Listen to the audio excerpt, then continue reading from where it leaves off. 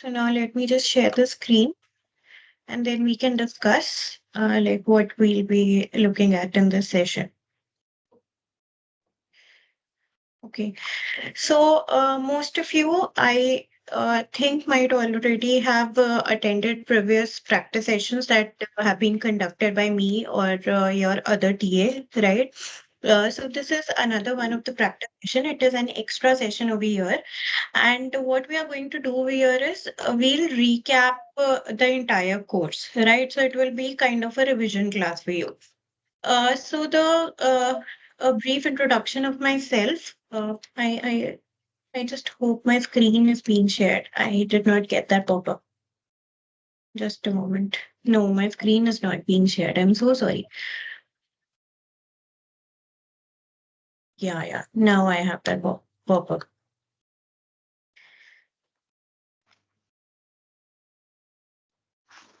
So, so yeah. Um, What we'll be doing today is revisiting the concepts that have been taught to you in this course. So it is kind of going to be a revision session for you guys. And just before starting, for one last time, let me just briefly introduce myself. So I am Arveen Kaur. I'm a PhD scholar at the Department of Biological Sciences and Bioengineering at IIT Kanpur. And I am also a PhD scholar in Professor Ganesh's lab, whose lectures pertaining to this course, that is Introduction to Professional Scientific Communication, you guys have been attending. So I hope you have enjoyed the course and you have gained, a lot in this course. Also, if you guys did register for the exam or have registered for the exam, it will help you to go through the previous practice sessions, because in that we have also discussed kind of problems and extra questions, right? So those questions might help you with the final exam along with your current year's assignments, because those answers also have been given out to you guys. So you can go through both these. And apart from that, we'll just quickly recap this course in about 2 hours that we have, right? Okay. So the first thing that was actually taught to you in this course, or the first important thing that was types of communication, right? So communication comes within the title of this course, right? Professional scientific communication.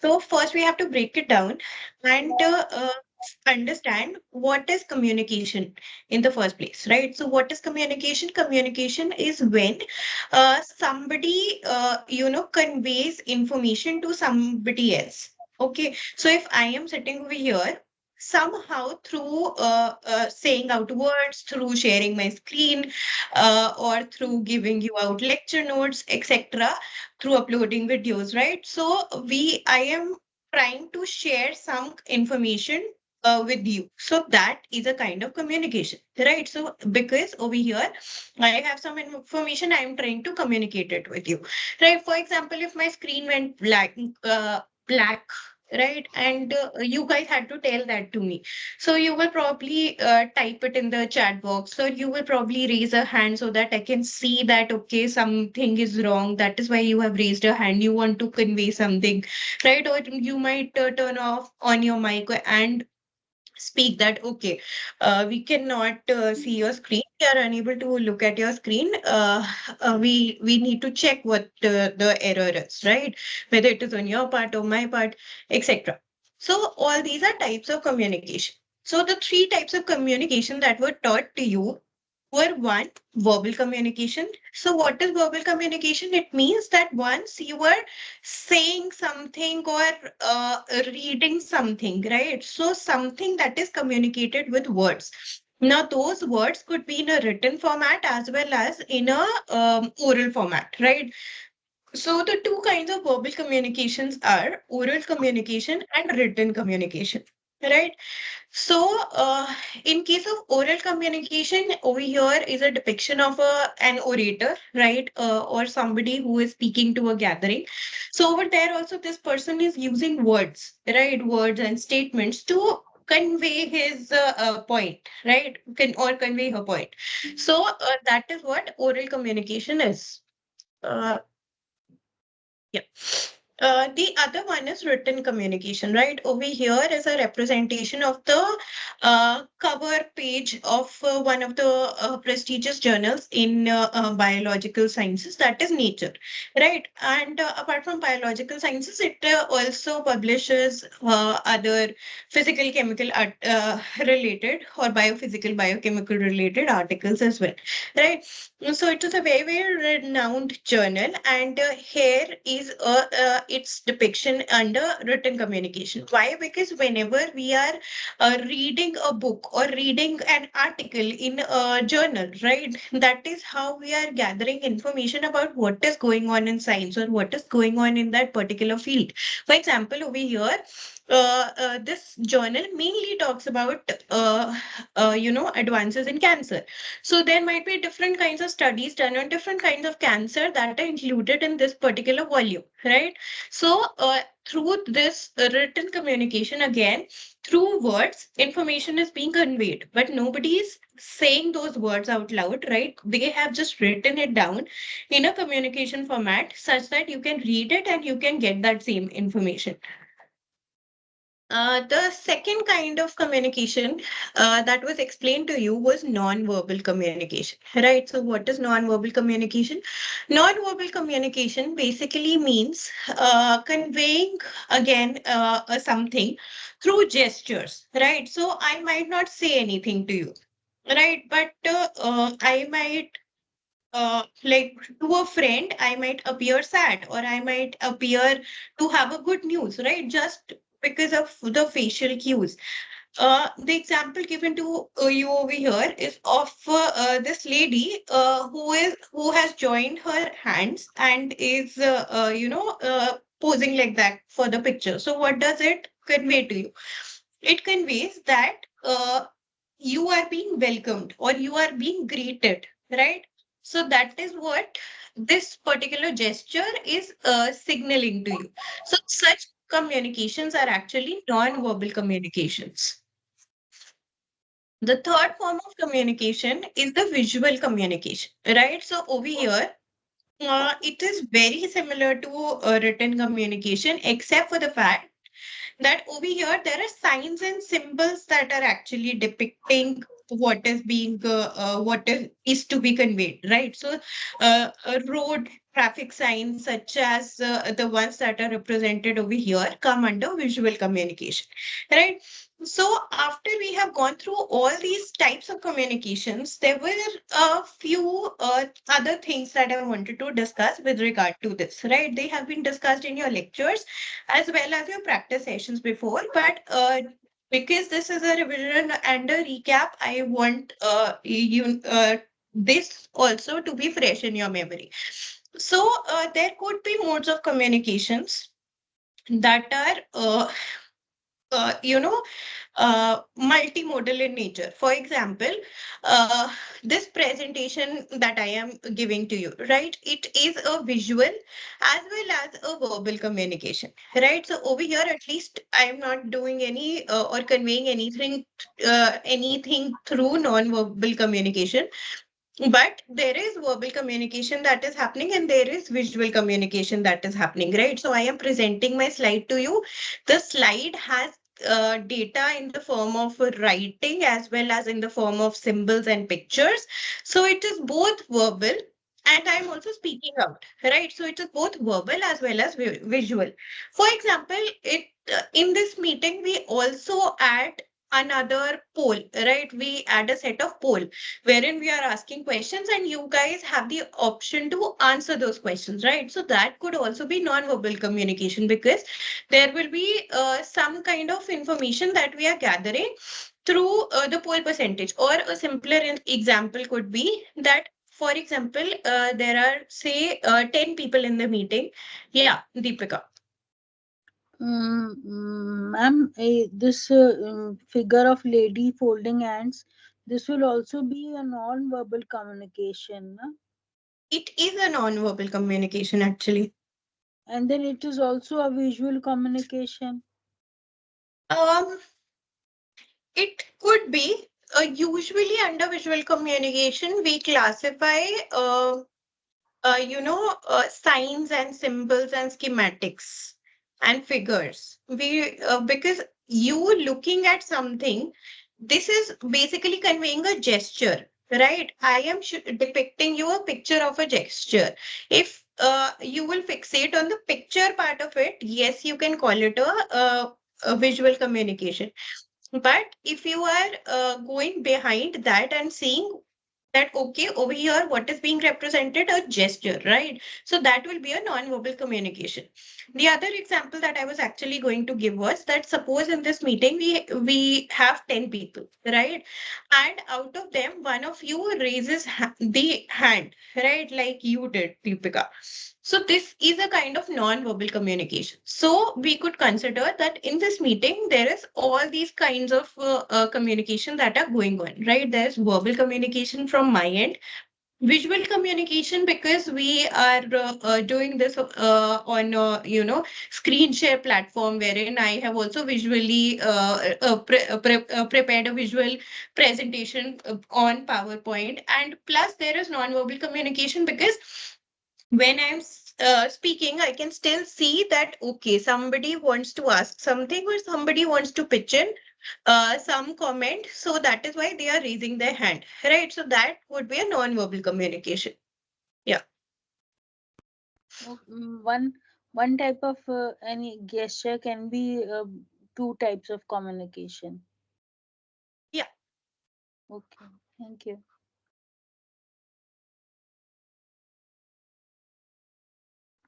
Okay.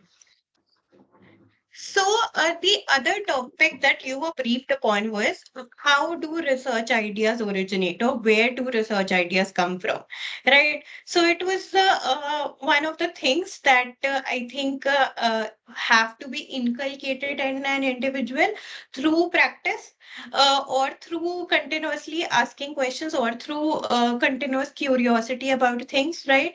So, having said that, how do research ideas originate, right? They originate based on observations, based on reading about theories, right? Based on testing out these theories.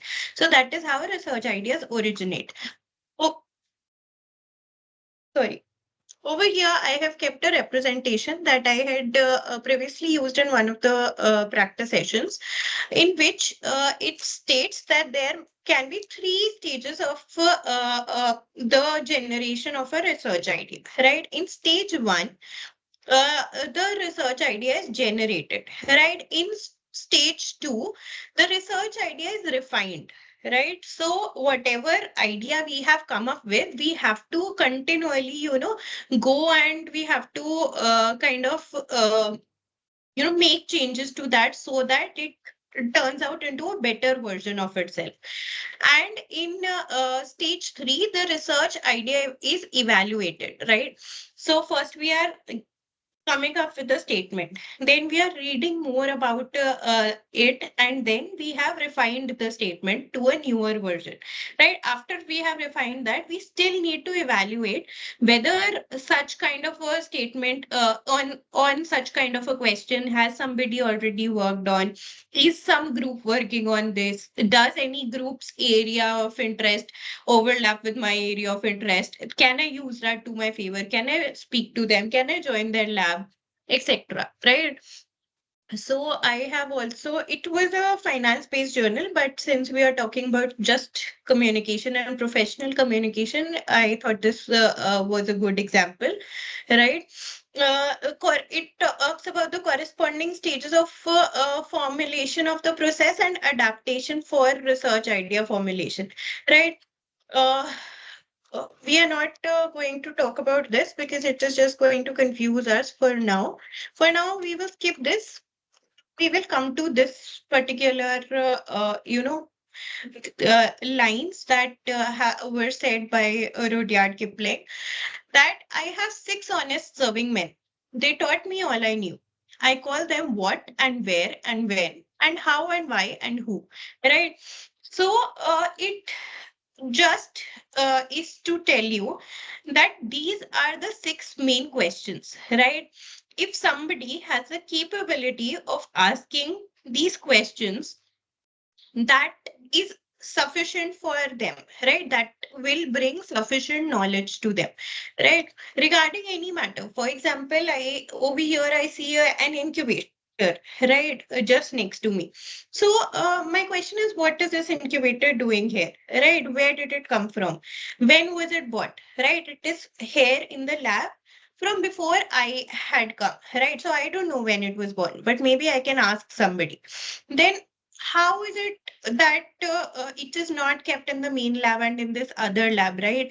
Why is that so? And maybe whose idea was it to actually shift this incubator over here? Why was a new incubator born? Right. So any thing around you, you could have such questions, right? It is not even compulsory that you have the same set of questions for every phenomena, right? Or everything that is occurring around you.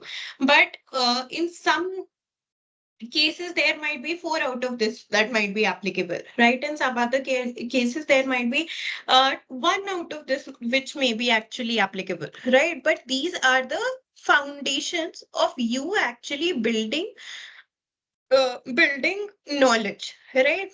So if you are curious enough to ask questions, and these are the six major questions in life about anything, right? Then that will be all you will need to be taught, right? Then, yeah, this very complex looking schematic was what Sir had discussed, right? So, this slide has been picked up by from Kevin Byron's What is Creativity, right? Over here, it basically represents a graph of some sort, which is a little different to look at, right? It is not a normal linear or sigmoidal or J-shaped curve, right? It doesn't look like that. It is a little different to look at, right? So what is different in this? Over here, Sir actually related this with the progress of a PhD student or progress of a research graduate, right? So over here on y-axis you have progress and on x-axis you have the effort or time that it has taken, right? And you see that there are two kinds of curves that are overlapping, right? And both of the curves have three major regions that have been depicted. The first region is infancy, the second is rapid development, and the third is maturity, right?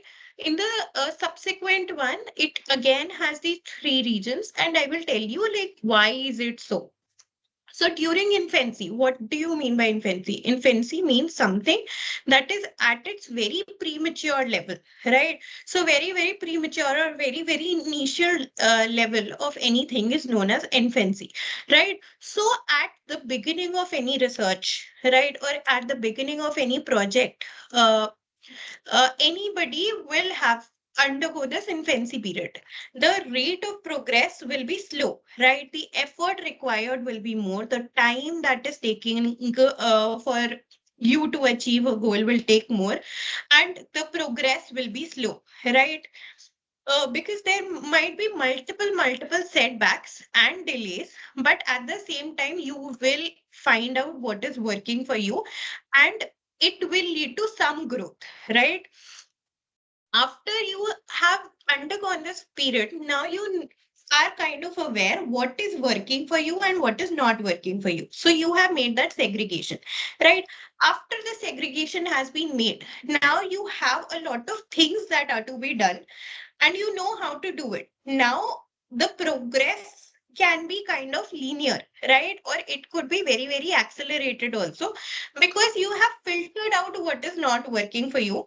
Now whatever you have left is a, kind of manual labor kind of thing, that now you know how to do it. It is just whatever time it is taking you to actually do that experiment or that part, right? So there will be a phase of rapid development. After that will come a maturity peak. So you will have done all the experiments that you planned, and you will be the at the end of your experiment or at the end of your project. But at the same time, you will kind of, since whatever had been planned, whatever had been explored before, right? That is over for you. Right now, you have done all your experiments and you have a lot of data. That data needs to be analyzed, and it needs to be seen that whether it is, aligning with your initial hypothesis, whether it is not aligning with your initial hypothesis, whether your hypothesis needs to be modified for this data to make any sense. So at the maturity level, this analysis is done, and along with this analysis will come refinement, further refinement of the hypothesis, then minor changes to your hypothesis to explain this better, right? And then you will probably add additional experiments that, okay, I think this might be the case, not this particular thing. And then you might add more experiments. Uh, and then again, this phase will occur, right? So that is how the progress in a research environment actually takes place. Deepika, did you want to ask something?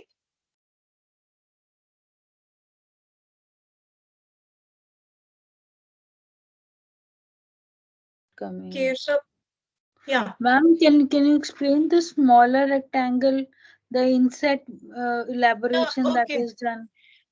Yeah. So that is actually that at any point during these steps, there will be subsequent smaller steps that are already always taking place, right? Even in this very slow lag kind of phase, or even in this very fast linear phase, right?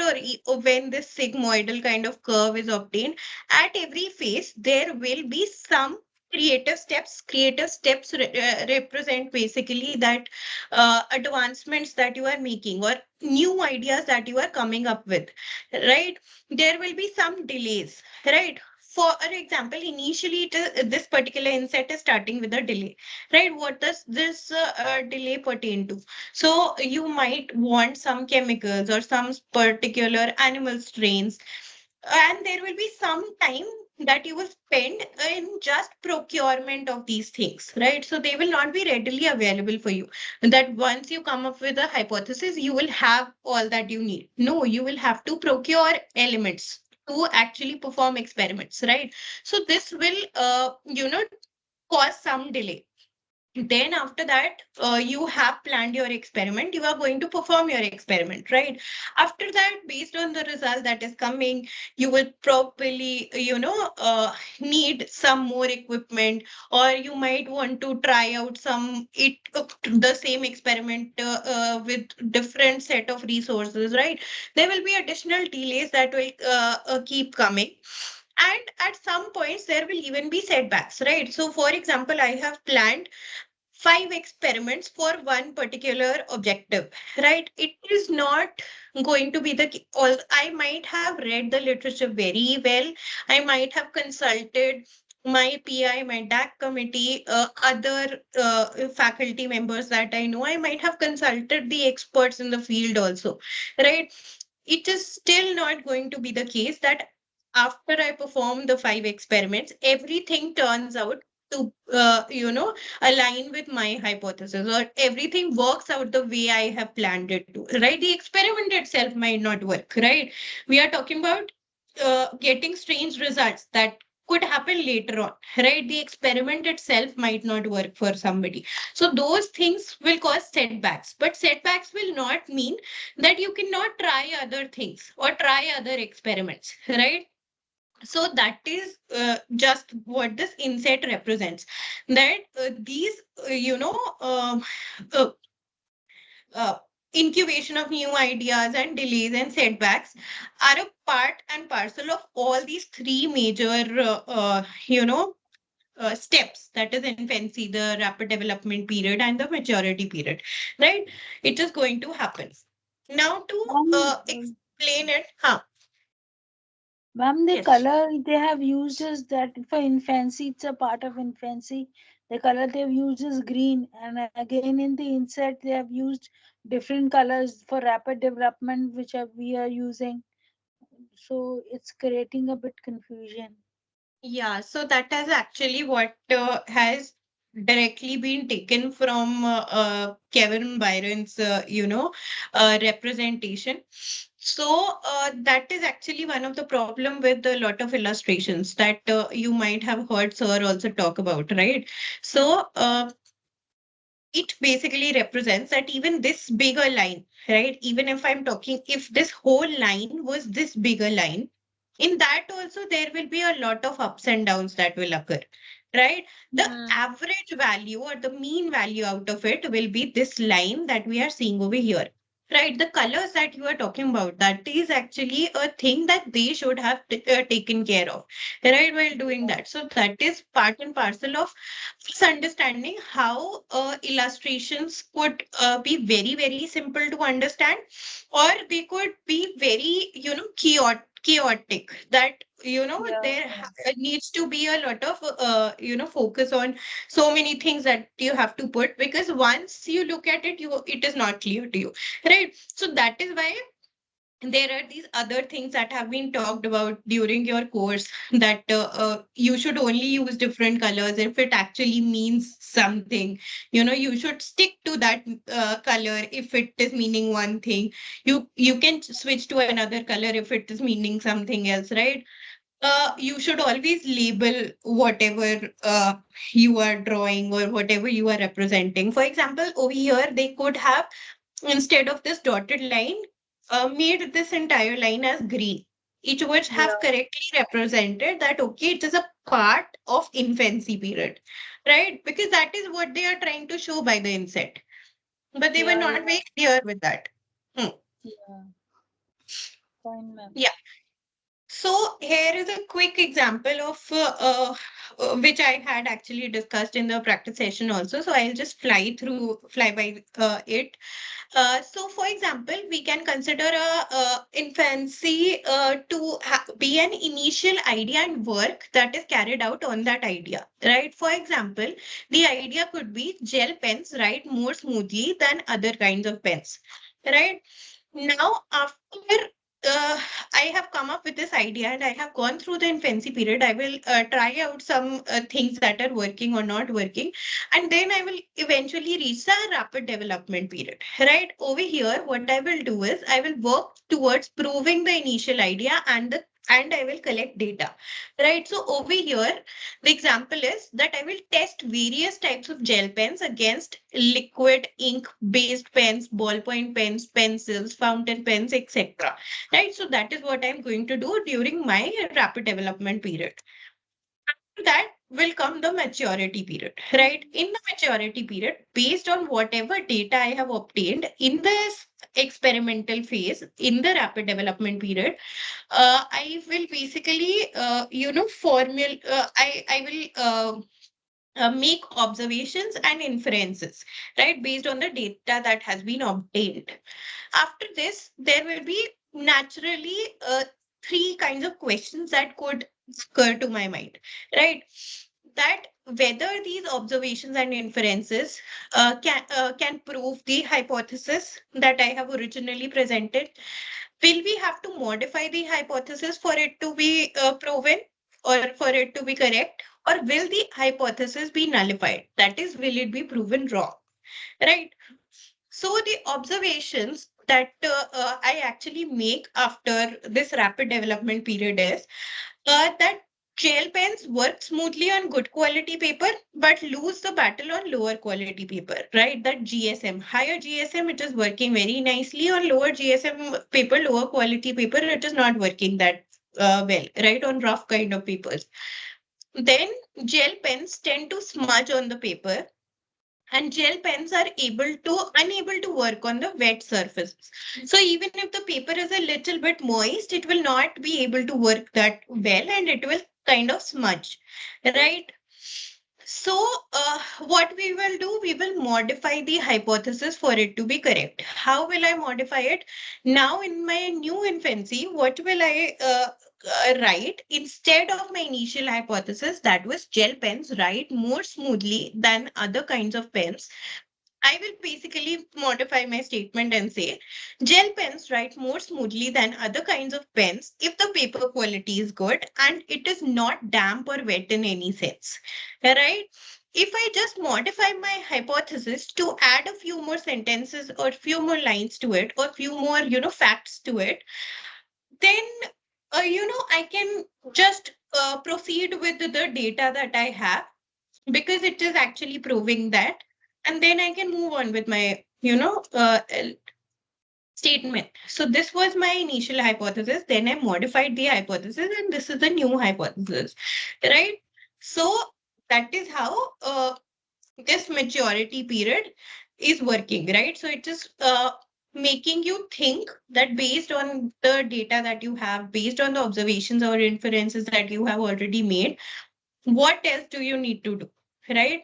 uh, Maybe if I have added, if I had a more complex problem, even if I had modified my hypothesis, I would still have to do a couple of more experiments to actually definitively prove it, right?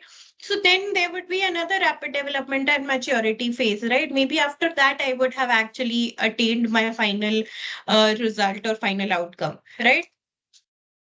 So, after this, one of the things that was discussed with you was the inquiry wheel, right? So, what does the inquiry wheel represent? It basically represents that questions must definitively be asked, right? And it helps in all kinds of communications, right? Whether you are observing something, you can question it, right? Based on the questions that you asked on the existing observations, you might come up with newer research problems, right? When you are defining a problem again, you need to ask questions, right? Asking questions while defining a problem might help you to, restructure that particular problem, or maybe,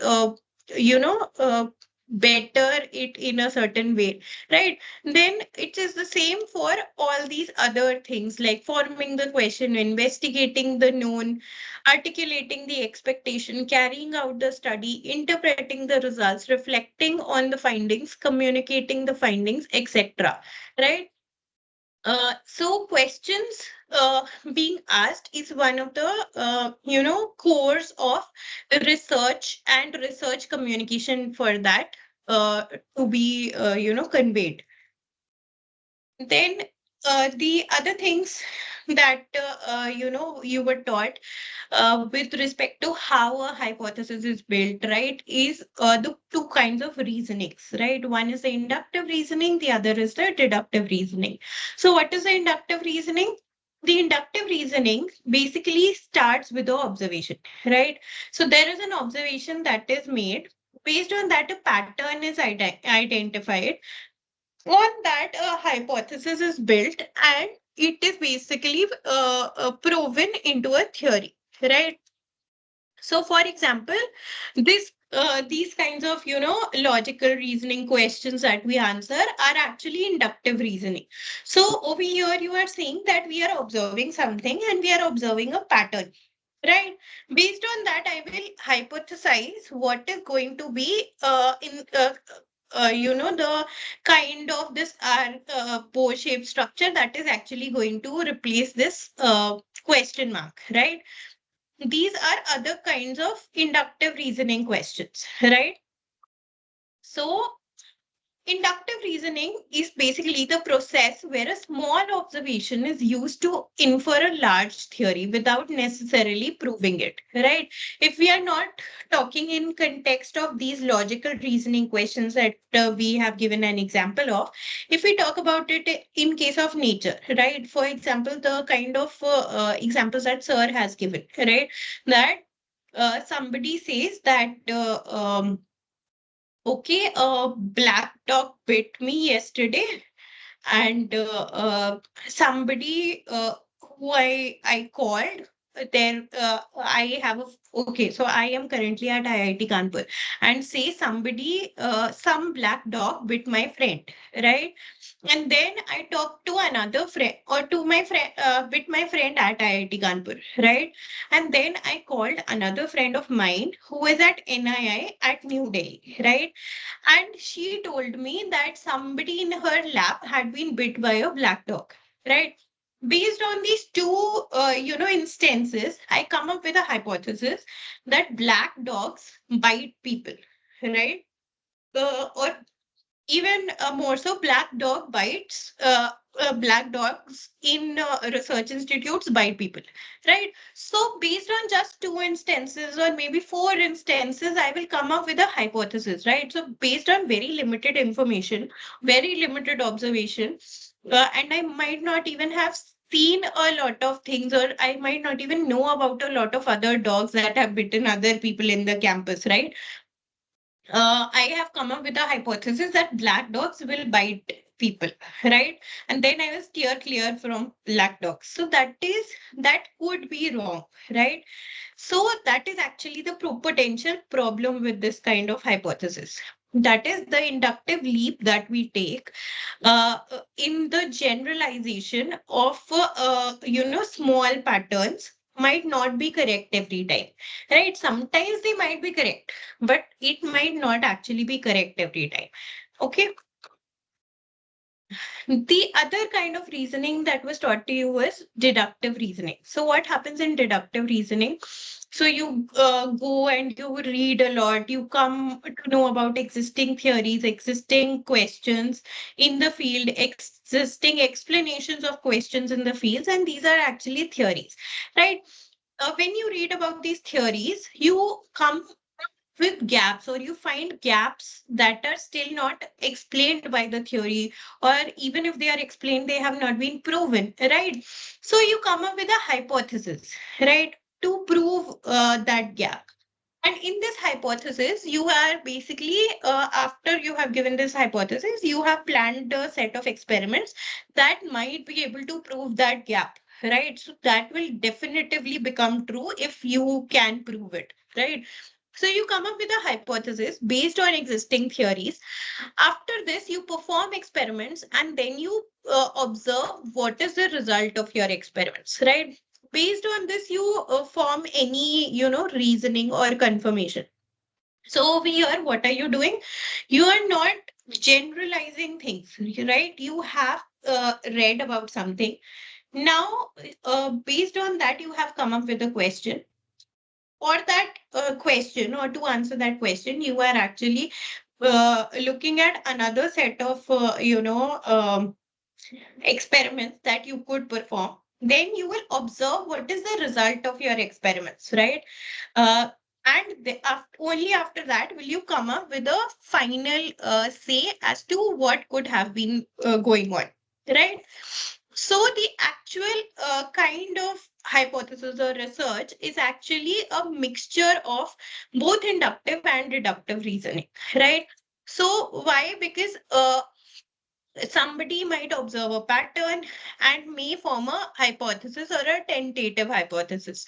This tentative hypothesis, if it has been confirmed by many such people, will probably convert into a theory. Right now, this theory will be read by somebody, and they might come up with exact question to, maybe if not experimentally prove the entire theory, maybe at least experimentally prove a part of the theory.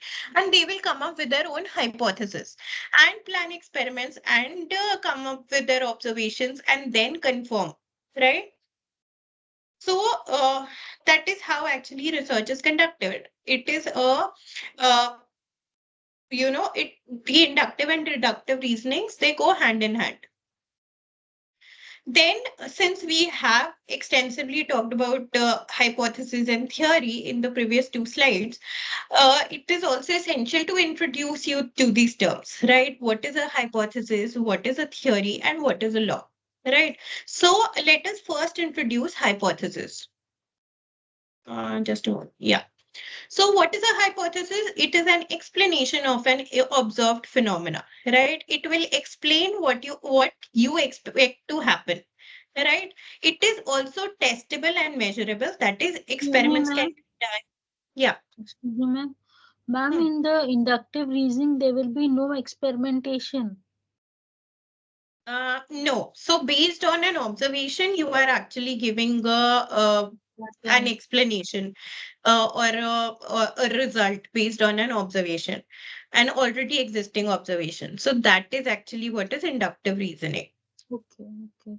Thank So, you. for example, your concept of the one that was given in Sir's slide also, that Darwin's finches, what is that concept of adaptive radiation, right? Which is basically that you have what Darwin did. Darwin was a very, very well-known scientist. Actually, he was a philosopher who was traveling the world, right? And he has actually made a lot of observations that are very, very scientifically accurate, right? So those are actually inductive reasoning. So based on multiple similar looking birds largely, but with different kinds of beak patterns, he came up with this theory that okay, we also have similar looking birds on the mainland and on this island, right? So it might have happened that this island was actually first initially a part of the mainland, then it got separated from the mainland or the main continent, right? It drifted apart, and some sections of birds were left over there, some sections came over here. Since now they were not actually getting food that they usually used to eat on the mainland, they had to adapt to different kinds of things that were already present on this island, right? So some birds adapted to eating fruits, some adapted to eating worms, some adapted to eating uh, you know um, maybe grass, right? Different kinds of food or different kinds of diets they adapted to, right? And what did he make this observation based on? Based on just that they largely looked same, but they just had different kinds of beak shapes, right? So what is that beak shape doing for them? He thought that it is helping them to feed on different kinds of things. For example, if somebody had to feed on a worm, right, it they would have to hold very small worms. If somebody fed on different kind of insect, right, they might have to just catch that insect. So they might have to have a different kind of beak shape, right? For example, if you want to eat noodles, right, you will take a fork. If you want to eat rice, you will take a spoon, right? So different kinds of things you will use. So that is how uh, their beaks were also adapted.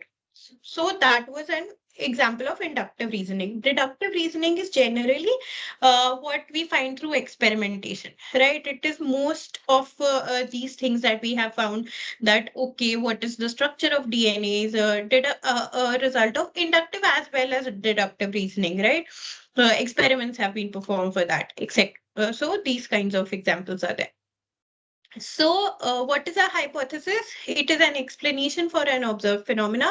It explains what you expect to happen, right? It might not actually happen, but that is what is the most convenient explanation for it, right? It can be tested and measured, and it can also be proven wrong, right? So, what you expect to happen might not actually happen, right? Maybe the unlikely explanation is actually true, right? Maybe the most likely explanation might not be true, right? Hence, there could be multiple kinds of hypotheses that are present. Yeah, just a moment.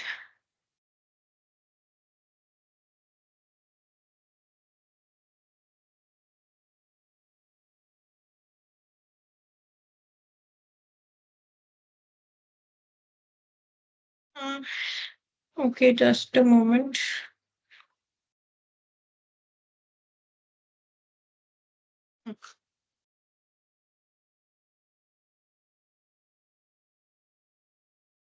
Yeah. So we come to theory. So what is a theory? A hypothesis that has stood time. That is, what does that mean? A hypothesis that has not been disproven, right? And there have been multiple people that have given the same hypothesis. So there are multiple experts that believe the same thing. And it has also not been disproven as yet, right? Will be a theory. It is a well substantiated explanation of some aspect of the natural world. Theories also have predictive capabilities that guide further investigation, right? It is an organized system of accepted knowledge that applies in a variety of circumstances to explain a specific set of phenomena or observations, right? So it will be more generalized, right? It will not be a hypothesis that is just applicable on maybe one kind of mosquito, right? Even if it is a hypothesis about mosquitoes, or a theory about how will it become a theory? Maybe if it is applicable to all mosquitoes, right? Or majority of mosquitoes, right? So that is how, what a theory is, right? It has not been disproven, and it has stood time. An example of a natural theory is is evolution through natural selection, right? So there is anthropological evidence or paleontological evidence for it, but it cannot definitively be proven because real-time experiments cannot be done on it, right? It is a process that takes place over like millions of years, right? So real-time experiment you cannot do on it. But at the same time, you can make observations based on the existing fossils that we have, based on the similarity of chromosomes between species, and how some species are more related to one another than some other species. So based on these things, it can back up as an evidence that yeah, this is true, but you cannot actually perform experiments to prove it, right? So that these kinds of things can come under this theory, right? Okay, so what is law? A natural law is described by a sequence of events in nature that has been observed to occur without variation under the same conditions, right? Natural law is the basis of experimental method in science, and it depends upon cause and effect. A natural law predicts that something will happen under a certain set of circumstances, but it does not explain why it happens, right? For example, time is continuously, moving. Time cannot stop. That is a law, right? Gravity, existence of gravity is a law, right? So there are multiple such laws that are present. Okay, and I found this very nice comic representation of hypothesis versus theory versus law, right? So it actually talks about gravity. So what could be a possible hypothesis? That it could be a possible answer to a question, right? So if an apple fell on this particular fellow's head, this particular fellow might have a possible answer for that, right? What is a theory? A hypothesis that has been tested and supported many times. Theories serve as basis for describing patterns that we observe in nature, right? So multiple others have also obtained the same result again and again when this same thing was performed. The same result was obtained, right? So that became a theory. What is a law? It is a general statement that describes some pattern in nature. The statement must hold under the specified conditions without exception. Right? So, gravity, for example, is not just a good idea, it is the law because it holds true uh, for us throughout, right? So there is a concept of gravity that exists. We do not definitively know how it works, but there are some speculations to it, right? So that is a different topic altogether.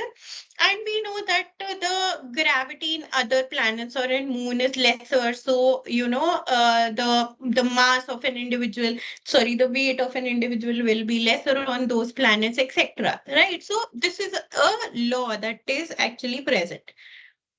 Uh, while we are talking about theory and hypothesis and law, I also wanted to quickly discuss discovery and invention once again. Right? So, what is a discovery?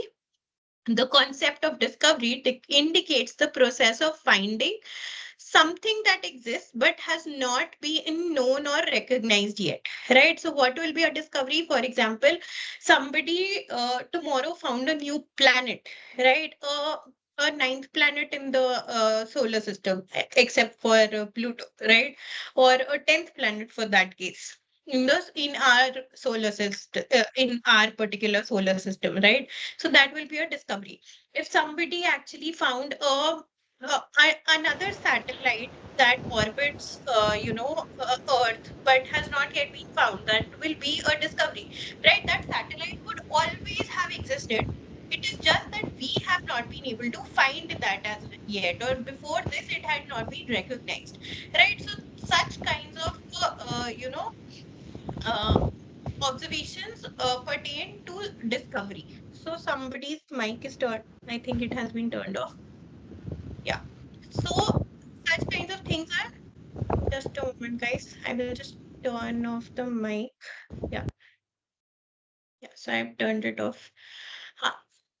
So, what could be other kinds of discoveries? For example, in biological sciences, there could be a new species of ape that might not have been known to humankind as yet, but may have recently been found, right?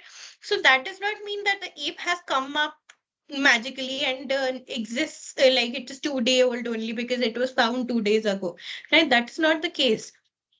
It has existed for a while. It is just that we did not know about it, right? So such kinds of research come under discovery. Then what is invention?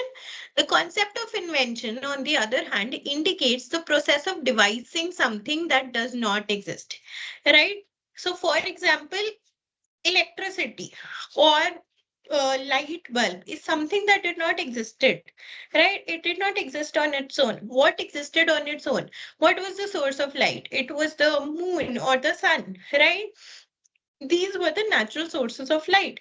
Then there could be fire, that was the natural source of light, and some other such sources, right? But electricity was invented, right? Trains were invented, laptops were invented, your phones were invented, right? All these came under inventions. Okay.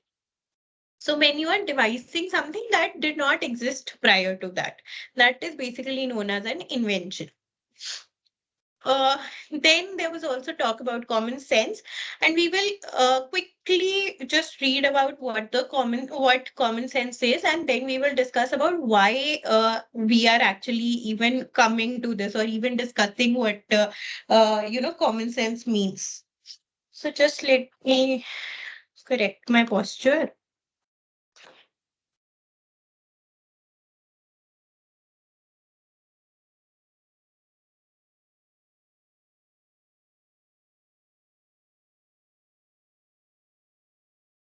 Okay. Yeah. Uh, Let me just check out the layout.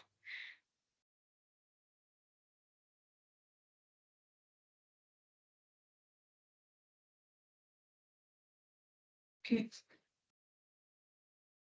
So, what is common sense? Common sense is the sound, practical judgment concerning everyday matters or a basic ability to perceive, understand, and judge that is shared by or common to nearly all people, right?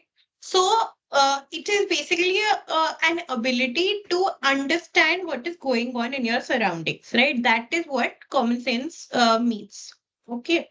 So, how can this common sense be developed or characterized for that sense, right? So if something happens in your surroundings and you are curious about it, you might not ask this every time. This might go on subconsciously in your head, right?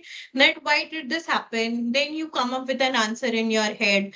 Then you think about how it might have happened, and to explain how it might have happened, you might have some theory again in your head, right? Then you will go and maybe talk to somebody that, oh, this happened. Is this why this happened? You will collect the data and you will basically analyze whatever the other person is speaking, right? And then you will understand that, okay, so yeah, I think this is what might have happened, right? This is what it means. And this what I was thinking might not be true, or what I was thinking is actually true. So that means that this might also happen, right?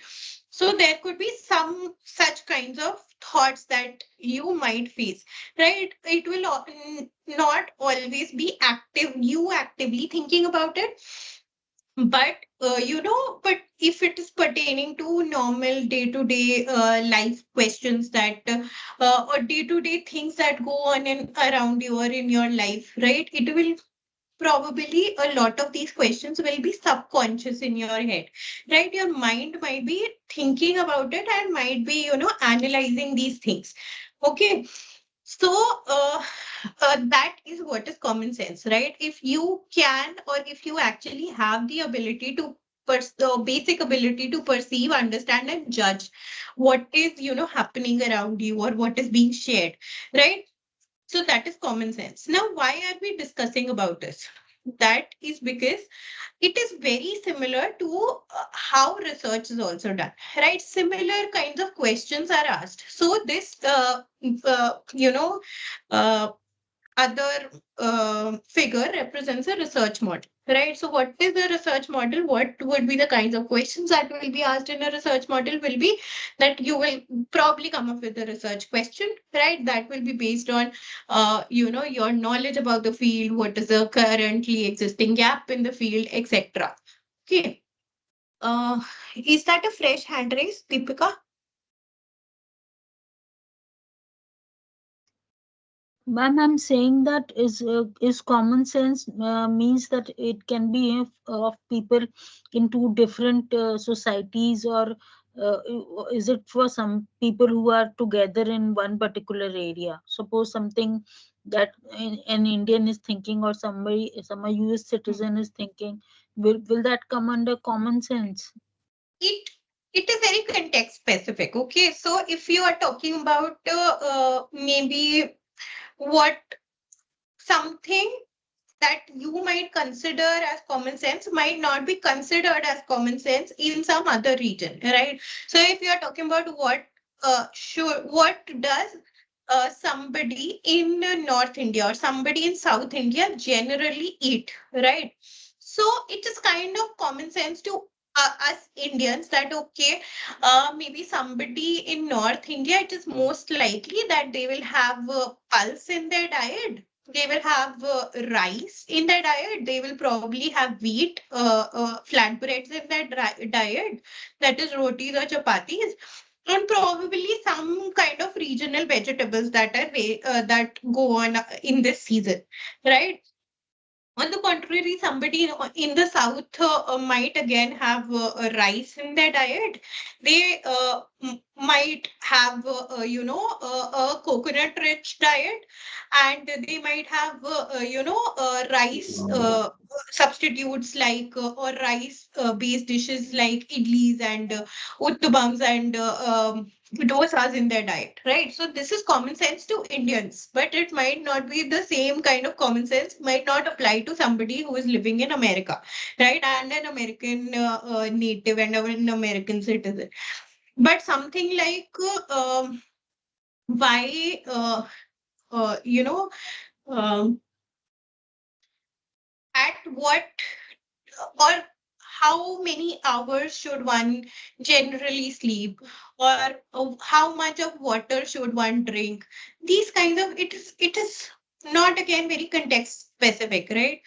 So these are things that is common sense to most people, right? Okay, I think 7 to 8 hours we should sleep, but then again, 7 to 8 liters water we should drink, right? But then again, this will again be context specific because over here there will be a difference between the educated and the uneducated people, right? So people who have been told this at some point that yeah, 7 to 8 hours sleep is necessary, will actually actively be aware about it.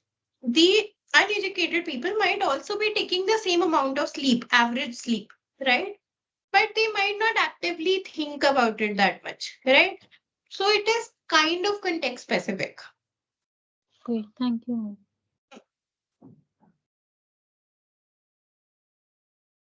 Okay.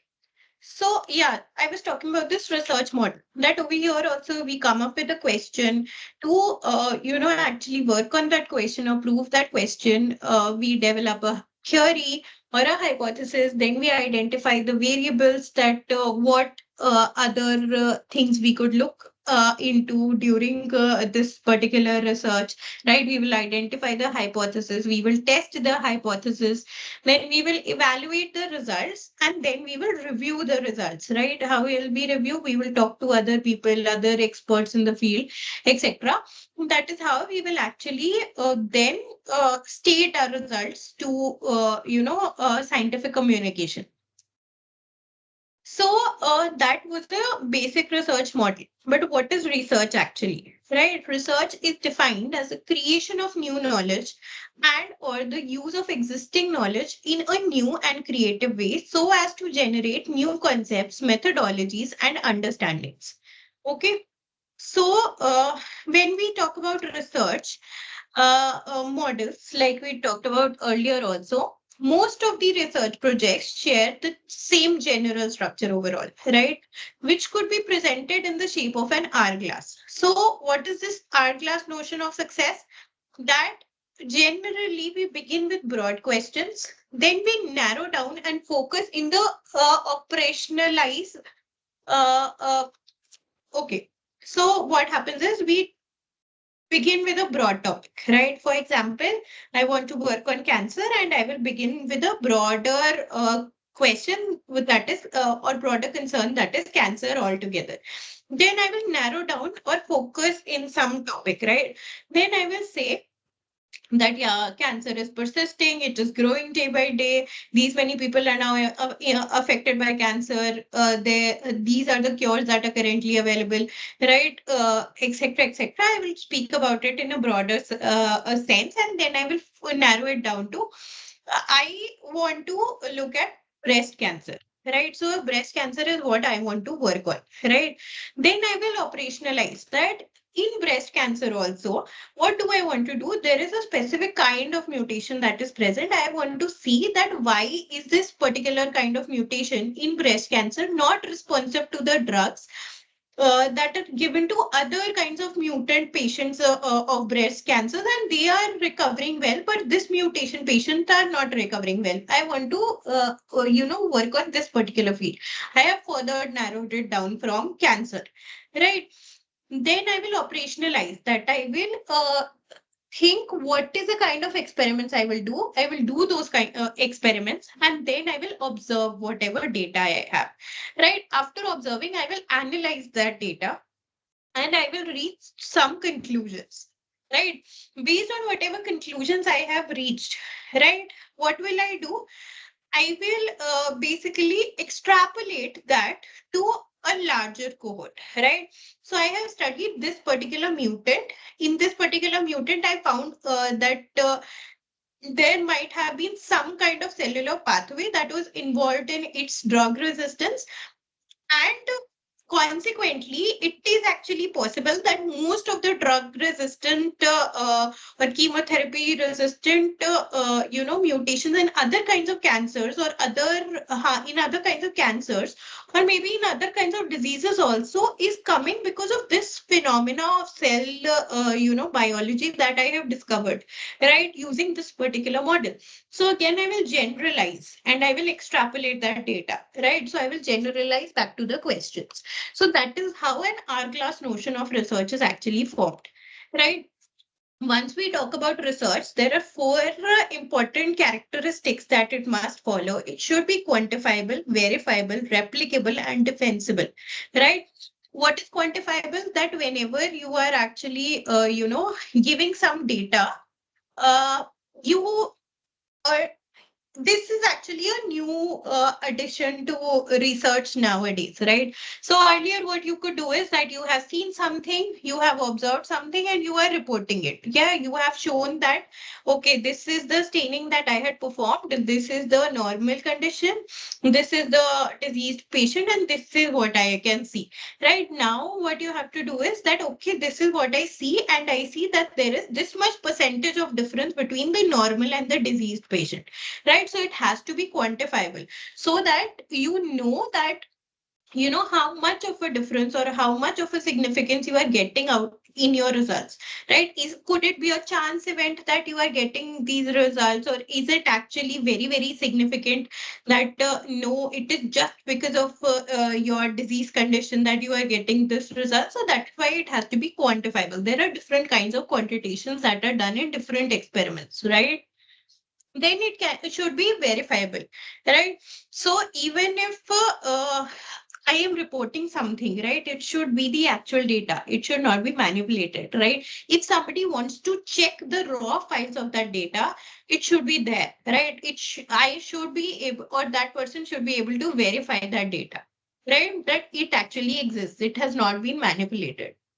Then it should be replicable, right? So, for example, I have done an experiment, right? It is in the field of neuroscience, maybe, and it is a very, very, happening field. A lot of people have been trying to do that experiment, and once I am actually reporting that this is experiment I've done, this is how I did it, this is the result I have obtained. You can see this image, right? This is how it looks like, and I've written everything in the materials and methods and how did I do, what chemicals I used, what is the incubation time I gave, etc. Right? Now, if some research group somewhere else performs the same experiment, keeping the same conditions, maybe using the same chemicals if available, they should get the same results, right? Or similar results or similar pattern. Right? So that is what it means that your research should always also be replicable. Then it should also be defensible, right? That you should be able to defend your work, right? Whatever you, again, if you don't, if you simply, uh, you know, uh, if you have not done sufficient experiments to back up your data, or if you have kind of manipulated your results, you will not be able to defend it well, right? So you should be able to defend your research also. Uh, so these are, schematic representations of how all this is interlinked, right? One hypothesis can give birth to another hypothesis, right? So how everything is interlinked and how there are modifications that are sometimes made, right? Etc. So you can go through this again. Then we have briefly talked about the hourglass research model. So this is the same schematic in context of what I am going to talk about next, which is hypothesis. So what is a hypothesis? We have previously spoken about it when we were discussing hypothesis theories and law, right? So hypothesis is basically a clear statement of what is intended to be investigated, right? It should be specified before research is conducted and openly stated in the report in reporting the results, right? What happens? It allows us to identify the research objectives, identify the key abstract concepts involved in the research, and identify its relationship to both the problem statement and the literature review. Right. So when is a hypothesis formulated? It is formulated before a research is conducted, right? So before you have actually started with your experimentation, you need something that you are going to work on. You need a question, and that question then needs to be very well read about and literature reviewed, etc. Right? And it needs to be refined to make a hypothesis. Right? Once you make a hypothesis, once you come up with a hypothesis that okay, this was my question, and I think this is why it might be happening. Right? So once I come up with this hypothesis that this is my why this thing might be happening, I will be able to design experiments that might prove my hypothesis, right? Just with my research question, I can't really, narrow down very easily what is the experiments I am going to perform. Because for this research question, various people might have various kinds of hypotheses, and I can't perform all those experiments, right? In a set time. First, the most likely hypothesis that I have come up with, the thing that I feel is most likely, I will first go and check that, right? So I have given my hypothesis. This is how this particular thing might be happening. I will list down what experiments can be done to prove my hypothesis, and I will do those experiments. Now, the end result could be that it is proving my hypothesis or it is not proving my hypothesis, right? So maybe some other explanation is more likely for the research question that I had. So I can abandon my hypothesis or I can report it. This is also, even negative results are results, right? So you can report that I followed this hypothesis and these are the results that I got. So this means that this is not happening in this case, right? So that what will that do? That when somebody else has similar kind of hypothesis and going through the literature, they will at least not perform the same kinds of experiments that you have already done, right? Or even if they want to try it, it will be, easier for them to try and test once more that whether it is possible or not. Then they have done the similar things, and then they have seen the, oh, it has not worked out for this group also. Okay, so this means that this might not actually be true. Maybe we should look in some other direction to explain this phenomena, right? So that is how hypothesis actually works.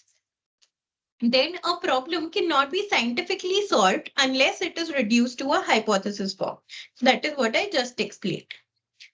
It is a powerful tool of advancement of knowledge, consistent with existing knowledge and conducive to further inquiry, right? How, what are key features of hypothesis? That it can be tested, that is, it is verifiable or falsifiable, it can be proven correct or incorrect. Hypotheses are not moral or ethical questions, right? So these will be very, very well defined, these will be very, very well defined statements that will explain something to you. They will not be questions like, um, does God exist, right? Or, such kinds of questions. It is neither too specific nor too general. It is a prediction of consequences, right? So, for example, my research question is actually the question. My hypothesis is predicting how this or what is the answer of this question, right? So, it is the prediction of consequences, and it is considered valuable even if it is proven wrong false. I explain why, right? Because you might have come up with that hypothesis because it is most logical, right? When you think about it, and not just you, many people might think of it as to be the most likely explanation or most logical explanation of something that is happening, right? But if it is proven false, it will show that okay, even this less likely thing could actually happen, right? So it is still valuable. Then scientific evaluation of hypothesis uh, could be done, right? And it should be done. So this is an example from the slide that basically represents what does your horoscope say about your health, right? In this, there are some sun signs that have been highlighted. For example, in Aries, it is written headaches, tooth issues, jaw grinding, and even facial blemishes. In Capricorn, it is written possible problem include arthritis, knee issues, and osteoporosis. Similar for Cancer and Libra, right? So there, this is what the horoscope says, right? Now, if we have to scientifically evaluate the hypothesis that this particular page or this particular website is saying, right? We should design experiments or conduct, experiments so that this particular hypothesis can be tested. So for that, what Sir did was that he prepared a quick questionnaire based on survey in the classroom of 15 students, right? Not all, not it is not an scientific approach, right? Because it is not that large a cohort, but it is just for an example, right? In that he just asked whether anybody had any of these conditions and what was the month that they were born in, etc. And he actually received these results, right? So in case of Aries and Pisces, yeah, he did see that there were some cases in which diabetes or ear or eye problem or BP or asthma was there. In the Sagittarius Scorpio, the diabetes and BP cases were more, right? But matlab, it could, if a hypothesis is testable, then it can be scientifically evaluated, right? So it is just an example for that. This is not an actual experiment. It is just a representation. Okay. Then we should always propose hypothesis based on data, right? So, for example, this is another slide I picked from Sir's presentations, Sir's lectures. These are two, cohorts that are given over here. One is osteoporosis cases, and the other is healthy controls, right? And you see that there is average values given for age, body weight, cholesterol level, blood glucose level, blood pressure, and other such things, right? based on this data that is given, there could be multiple hypotheses that one could come up with, right? So if you look at this column, that is monthly income to family, you see that osteoporosis cases have higher monthly income than healthy controls, right? So this might mean that higher the family income, higher the probability of getting osteoporosis. This is one what it sorry, it is one of the hypotheses, possible hypothesis, right, which is proposed based on this current data. Then work for a living, 39% of osteoporosis cases work for a living, while 65% of healthy controls work for a living, right?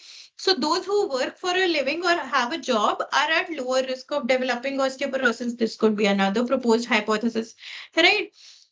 Sorry.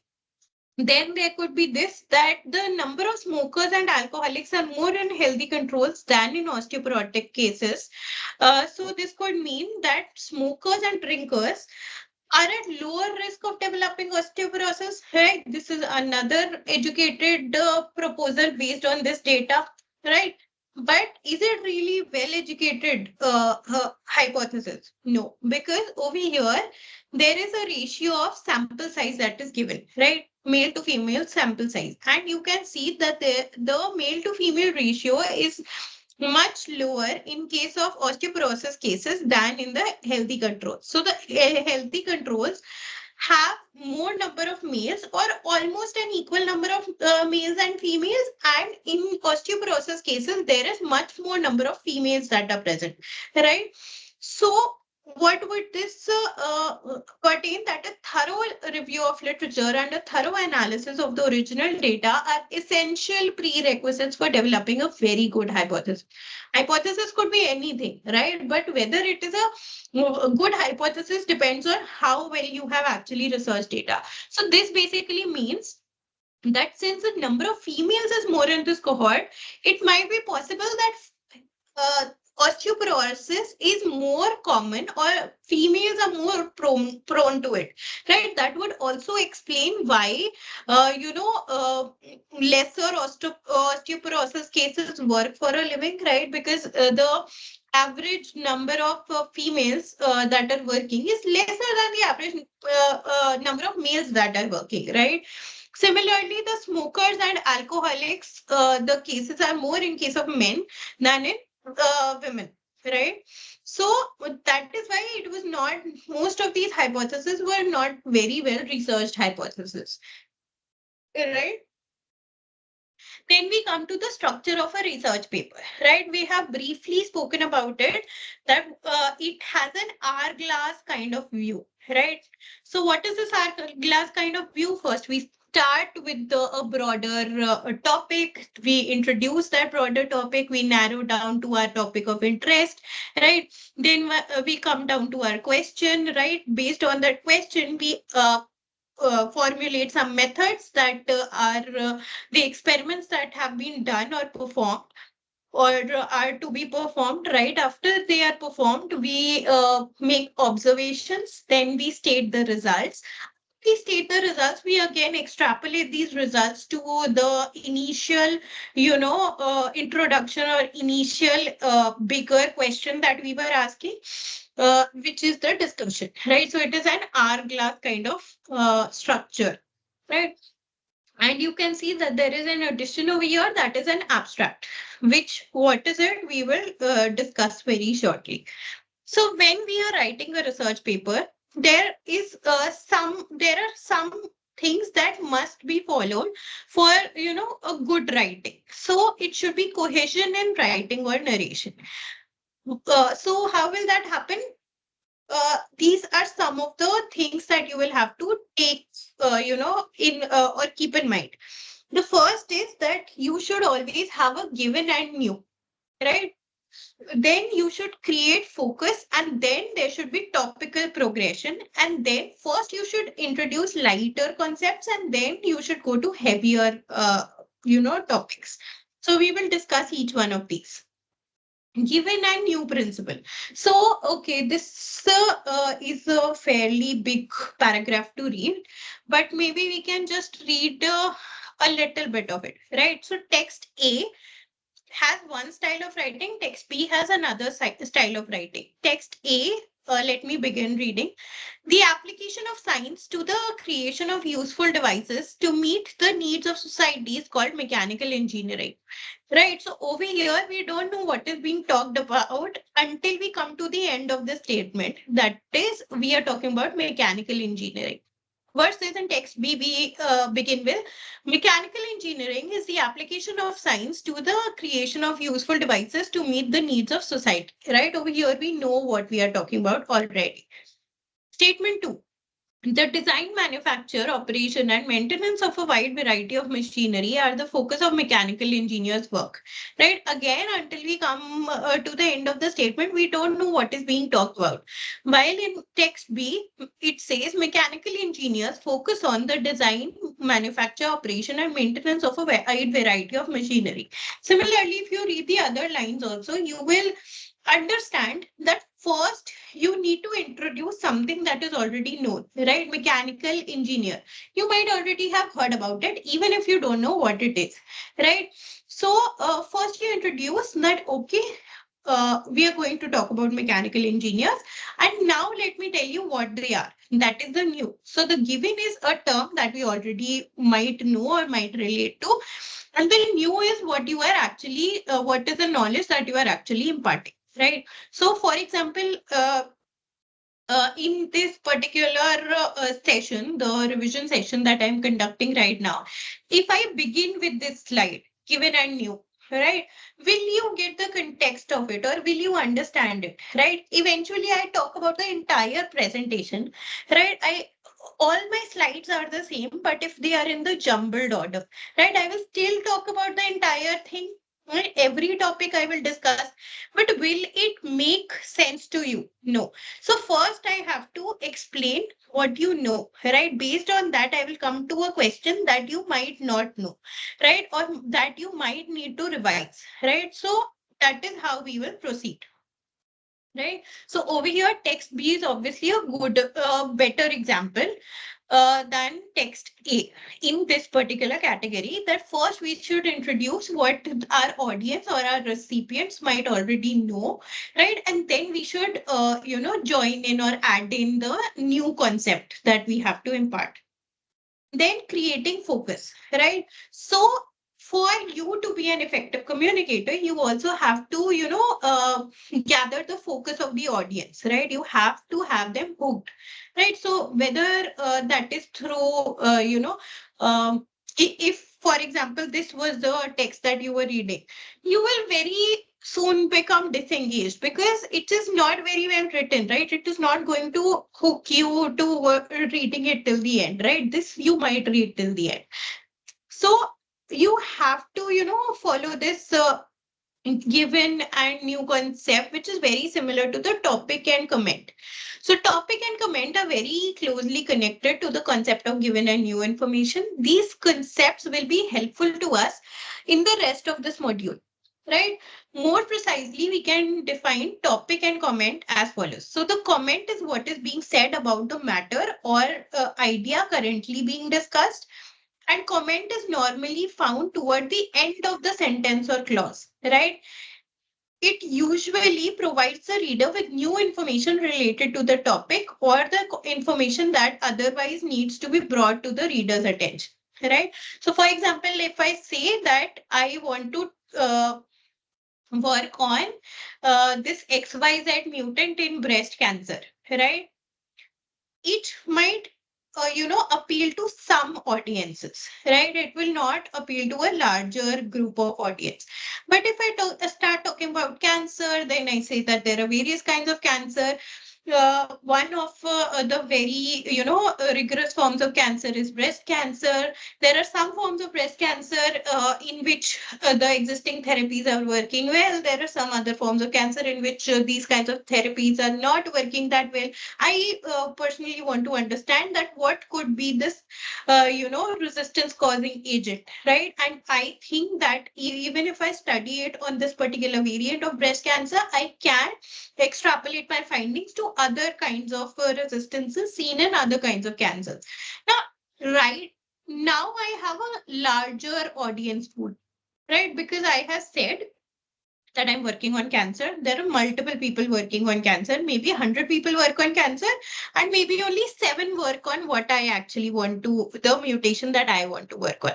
Right. So if 7 people are going to read my particular research versus 100 people reading my research, right? Because it is not only those 7 for which it is relevant, because the same underlying mechanism might happen in other forms of cancer also, right? So it is a general thing. So that is why you have to write in such a way also that those people actually can read this and they can also work on maybe establishing that yes, in fact, this is the same phenomena that is happening in this case of resistance also, or it is not the case that is happening in this kind of resistance, etc. Right?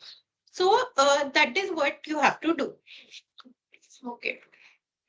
Then again comes light before heavy principle, right? So this again means that first you have to, talk about something that is easily understandable, and then only you will, go towards the heavier, information. So version 1 is this, version 2 is this, and version 3 is this, right? So you can look at all versions and you can see that by looking at it, version 1 is difficult to quickly find and find information in, right? Version 2 after, says that after 6 minutes, these are the time points and these are the temperatures. So after 6 minutes, the temperature had risen to 29 degrees Celsius. Version 3 says that at 29 degrees Celsius, the time was 6 minutes. Right. So out of these, which is the correct or most easily understandable representation? It is actually version 2. Right. Then we actually come to the abstract, because we were talking about the hourglass structure of research, and then we came across this new word that was abstract. So what does abstract mean? Abstract is basically a summary of contents of a book, article, or speech, right? So it is kind of like a summary. Yeah, Deepika. Ma'am, it's not clear why we have chosen second as the best option rather than third. Um, can is this does the statement make more sense to you? At 29 degrees Celsius, the time was 6 minutes. After, because you've used the word after, that's why the second is more appropriate. After 6 months, the temperature had risen to after. Okay.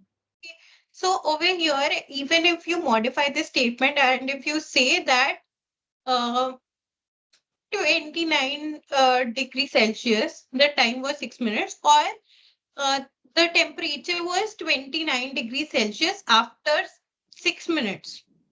Yeah, yeah. That will be different. Okay. But when you are, okay, this is regarding how you plot on the x-axis and y-axis. So something that is differing or something that is at regular intervals is actually kept at, x-axis, and something that is not at regular intervals is kept at y-axis. Right? This is a Okay. very, very general basic principle. So over here, if you see time, whether it is at regular intervals, so Yeah. it is at an interval of 3, right? The temperature is what we are testing against time. It may or may not be at the same interval, right? Up till a Okay. certain degree it is, but after that it is not. Yeah. Okay. So what does that mean? That we are testing temperature with respect to time. It Yeah. might go up and then it might again dip after a while, right? Okay. Okay. So that is why this version 2 is actually the correct representation. Okay. Okay. Thank you. Hmm. So we were talking about abstract. So what is an abstract? It is a summary of the contents of a book, article, or a speech, right? How do we write an abstract? Now that is the one of the most difficult questions, right? But if we think about it as abstract being a TV commercial, right?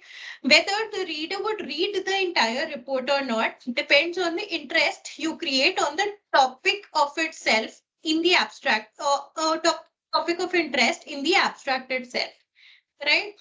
So it is like a preview that you are giving to your audience or to your readers, right? So if your abstract is nice, if it is, informative, if it is worthy, then the readers will continue to read your actual paper also, right? So that is, so it is kind of like, you can draw this analogy that it is kind of like a TV commercial, right? So if it is very attractive and in case of a TV commercial, I'm talking, if it is very informative about something, or if it is correctly conveying what you want to convey, or correctly marketing what you want to, the quality that you want to market, your product will sell on its own, right?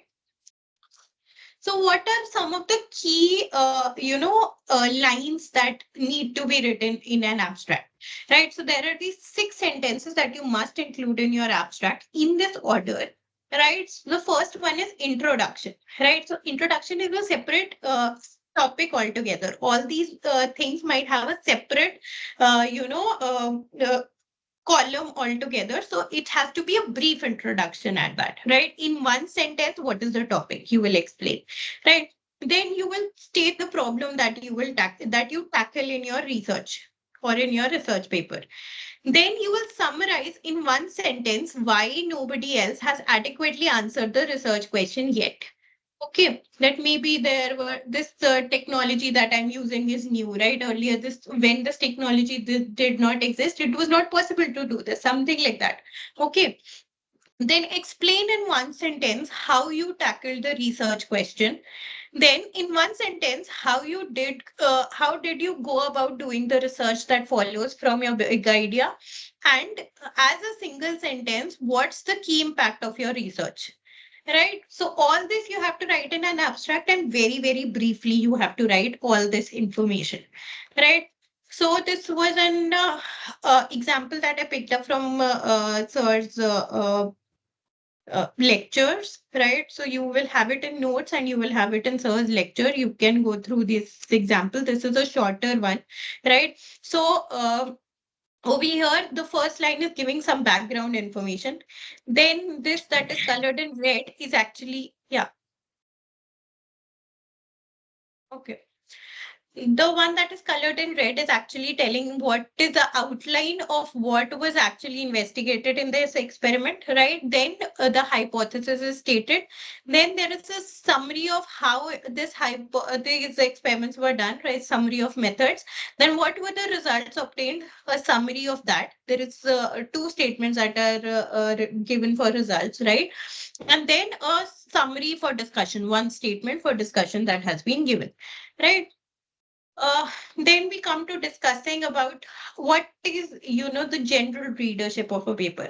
So for an abstract, readership might be maybe 20% or less. For the entire paper, it might be 5% or less, right? Because it is research is generally done on very, very focused topics, right? So compared to so many researchers that are being present, they will only the ones that are actually working in fields similar to yours will actually read your entire research, right? So the readership will be less.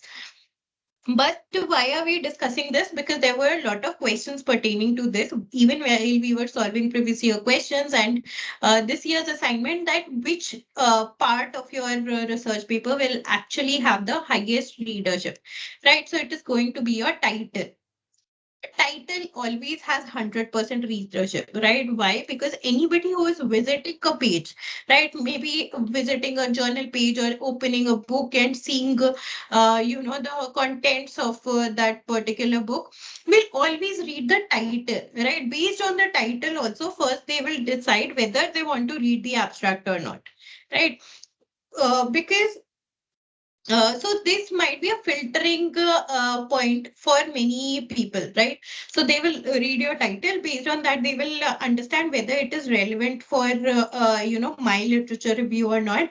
Maybe I find that it is relevant, so I will go on and I read the abstract. Maybe from abstract I find that it might not be that relevant because the technique that you have done I cannot do because I don't have those kinds of resources over here. So maybe I will read another paper now, right? I will not read the rest of the paper. So readers title actually has 100% readership, right? So a good title will bring visibility to the paper. Okay. Let us discuss a little more about the title. The title of your manuscript is usually the first introduction that the readers and the reviewers have to your work. Therefore, you must select a title that grabs attention, accurately describes the contents of your manuscripts, and makes people want to read further. Right? Okay. An effective title should convey the main topics of the study, highlight the importance of the research, and be concise and attract readers, right? So these are some of the key features that a title should actually have. Most of these things that we are going to discuss, I am just, it is kind of like a revision for you because we have at length discussed this in the practice sessions, right? So I'm going to kind of slide through these things. I'm going to introduce everything, but discussions pertaining to this we have already had in the practice sessions. Okay, so you can revisit that. Okay. So once we are creating a title, there are some questions that we need to ask, right? So what are these questions? What is my paper about, right? So for example, I say that my paper studies whether this X therapy improves the cognitive function of patients suffering from dementia, right? And I have used a randomized trial as the technique for this, right? Then I what or who have I studied it on? I studied 40 cases from 6 cities in Japan in this particular study, right? So uh, now I have answered these three main questions, and based on them, I will list some essential words that I think should be a part of my title, right? These are X therapy, randomized trial, dementia, 6 Japanese cities, 40 cases, improved cognitive function. Right. Now I will try to, use these keywords and form a title. So in my first attempt, I might get this as the title. This study is a randomized trial that investigates whether X therapy improved cognitive function in 40 dementia patients from 6 cities in Japan. It reports improved cognitive function. Now, this is like a very long statement. It does not seem like a title, right? Its length is 28 words, right? Then I will delete all the unnecessary or repetitive words and link the remaining, right? Then I will probably achieve this statement, that is randomized trial of X therapy for improving cognitive function in 40 dementia patients from 6 cities in Japan, right? Now it is 18 words long. Now from this, I will again prioritize and delete non-essential information and reword the title. So now I will say randomized trial of X therapy for improving cognitive functions in 40 dementia patients, right? So I have removed this 6 cities in Japan. There were other studies that have actually been done that also kind of indicate that including the region of where the study have been performed in the title itself actually reduces its readership or citations, right? So I have removed this also, right? After that, I will probably include a subtitle, and this will be my final title. X therapy improves cognitive functions in 40 dementia patients, a randomized trial. So this I have included as a subtitle. Now it feels like a title and it is just 12 words long, right? So that is actually how a good title should be, and that is how you have to prioritize what words you need to keep in the title. The other words can actually come as your keywords. Now, what are keywords? Keywords are important words or concepts found in your research paper or thesis. An easy way to choose the most important nouns, and all other words are irrelevant. Okay, keywords are used by the search engines to list papers of interest to you.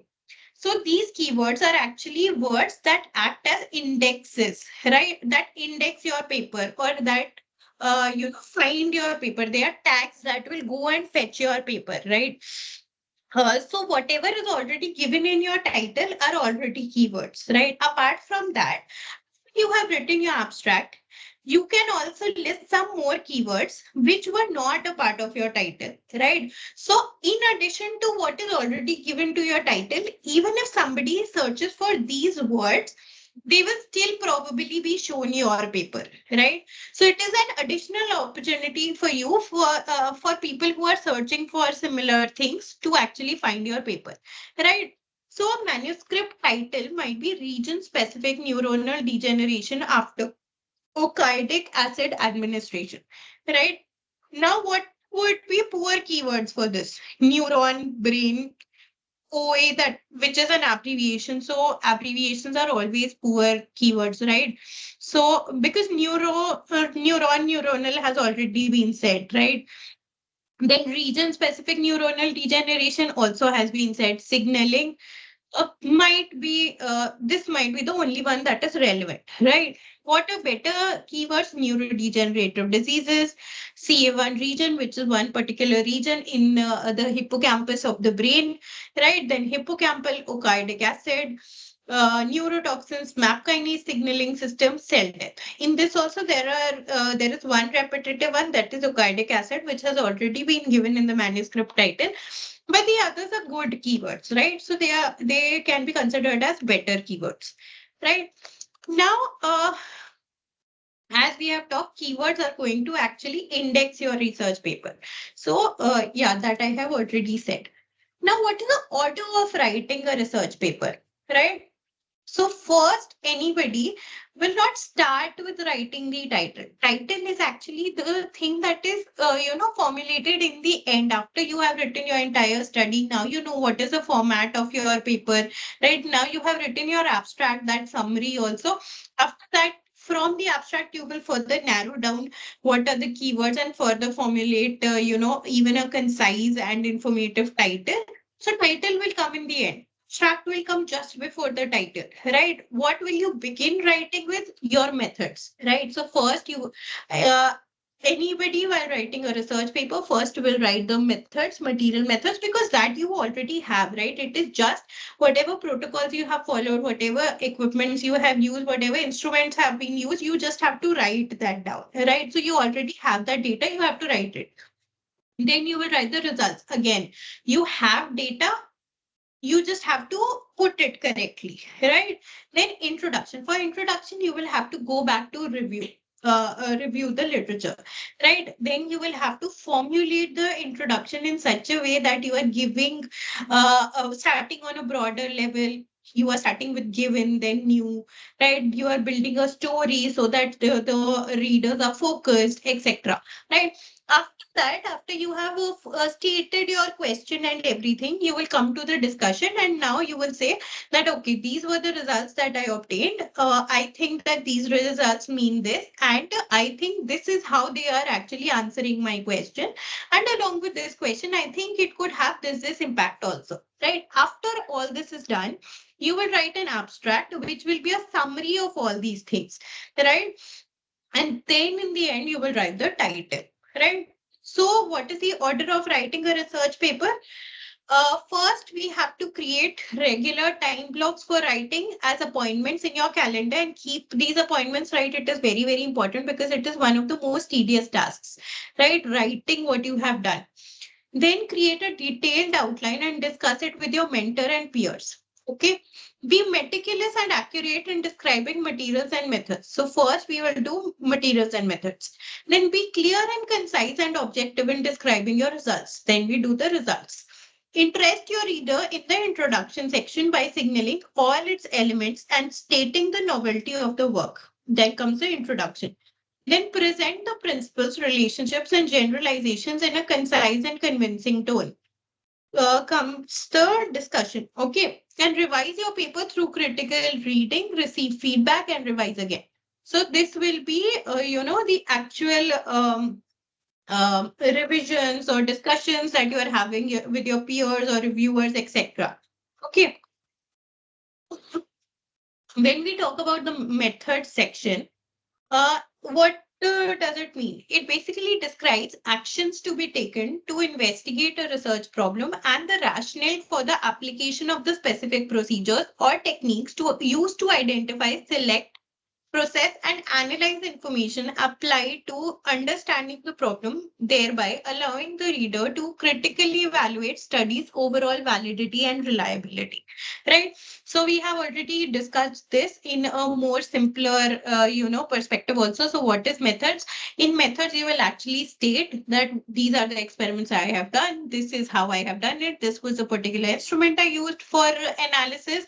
This was the instrument I used for capturing the images. These were the chemicals that I have used, etc. Right? So methodology section of a research paper answers two main questions. How was the data collected or generated, and how was it analyzed? Right? Then why is methods required? The experiment could be repeated by others to evaluate whether the results are reproducible. We already talked about it. Audience can judge whether the results and conclusions are valid, right? Because you will also tell that how have you statistically analyzed your data, right? This is the statistical analysis I use for this experiment. This analysis I use for this experiment. So somebody can judge that, okay, I think that this person has not used a uniform statistical analysis for this very similar kind of experiment because they might not be getting significance, right? So they can judge your paper or your conclusions based on that. Okay. Then how do we write methods? So first we should describe the materials that are used in the study. Then we should explain how the materials were prepared. For example, if you have prepared a special kind of buffer, right? What it that you used in that buffer, like this percent of this much percent of NaCl, etc. Right? Then describe the research protocol. Then explain how measurements were made and what calculations were performed. And then state which statistical tests were done to analyze the data. Okay. Then how do we write the methods? Okay, this is how we write the methods. And there is one other very important thing that you should keep in mind. That is material and methods section is the only section in the research paper that is in a passive voice predominantly, overrides the use of active voice, right? So, for example, I will not say that I have done this and then after this I did this and then after that this person came and that person did this. No, how I will write it is that this was done. NaCl was put, 5% of calcium was mixed. So in a passive voice, it will be, right? Not in an active voice. Then we come to the results section. So after methods, we basically write, compile our results. So how do we write results? In the results sections, we simply have to state what we have found, but we should not interpret the results or discuss their implications because that should be done in the discussion section. Okay, just a moment. Then, as in materials and methods section, use subheadings to separate the results of different experiments. So in the materials and methods also, you can use subheadings that, okay, animals used, then cell lines used, then the cell viability assay, then how that assay was done, then Evans blue assay, then how that assay was done, right? So there could be multiple subheadings. Similar is the case of results also, right? Then results should be presented in a logical order. In general, this will be in order of importance, not necessarily in the order in which the experiments were performed, right? So it could happen that you have first, tested a drug in maybe a mammalian model, and then just for confirmatory experiments you have done it in cell lines also. But we want to be more logical. If you say that, okay, this was the drug that was taken, it was checked on the cell lines, it showed good results, then we moved on the mammalian model, then it was tested over there. So it should be presented in a more logical order, not in the order in which it was actually performed, right? Then use the past tense to describe your results. However, refer to figures and tables in the present tense. Okay. Do not duplicate data among figures, tables, and text. A common mistake is to restate much of the data from the table in the text of the manuscript. Instead, use text to summarize what the reader will find in the table, or mention one or two of the most important data points. It is usually much easier to read data in a table than in the text. So what does this mean? It does not mean that you don't have to explain your figures. You have to explain your figures, but you don't have to explain it as, uh, for example, you are showing a graph and you are saying on the x-axis we have plotted this, on the y-axis we have plotted this. And this is something that somebody can see. You just have to say that in this graph you can see that when we compare wild type to wild or the control to the diseased model, we see in the disease model this thing is going up or this thing is coming down, right? That is what you have to state, right? Similarly, if you are doing suppose a staining experiment or in which you are seeing different colored things, right? That you have already written on your figure that okay, from red you have written maybe some micro tracker, and from from green you have written GFAP. So this means that green is labeling this GFAP and red is labeling this micro tracker. Now, what you need to write in the text is not that green color is labeling astrocytes that are GFAP, which is used for astrocytes. No, that could be, if it is relevant, you can write it. Otherwise, what you have to say is that you can see that GFAP level is going up in the disease case as compared to the wild type. This is what we are seeing in this particular figure, right? So that is how you have to actually write your results. Then include the results of statistical analysis in the text, usually by providing p-values wherever statistically significant differences are described. Okay. Then uh, what all things should the result definitely include?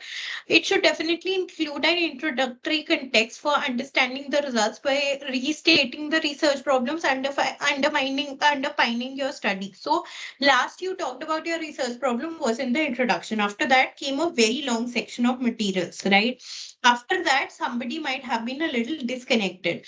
So you briefly have to restate that, okay, this is the problem that we were looking at, and a brief introduction about it, and then you begin with your results.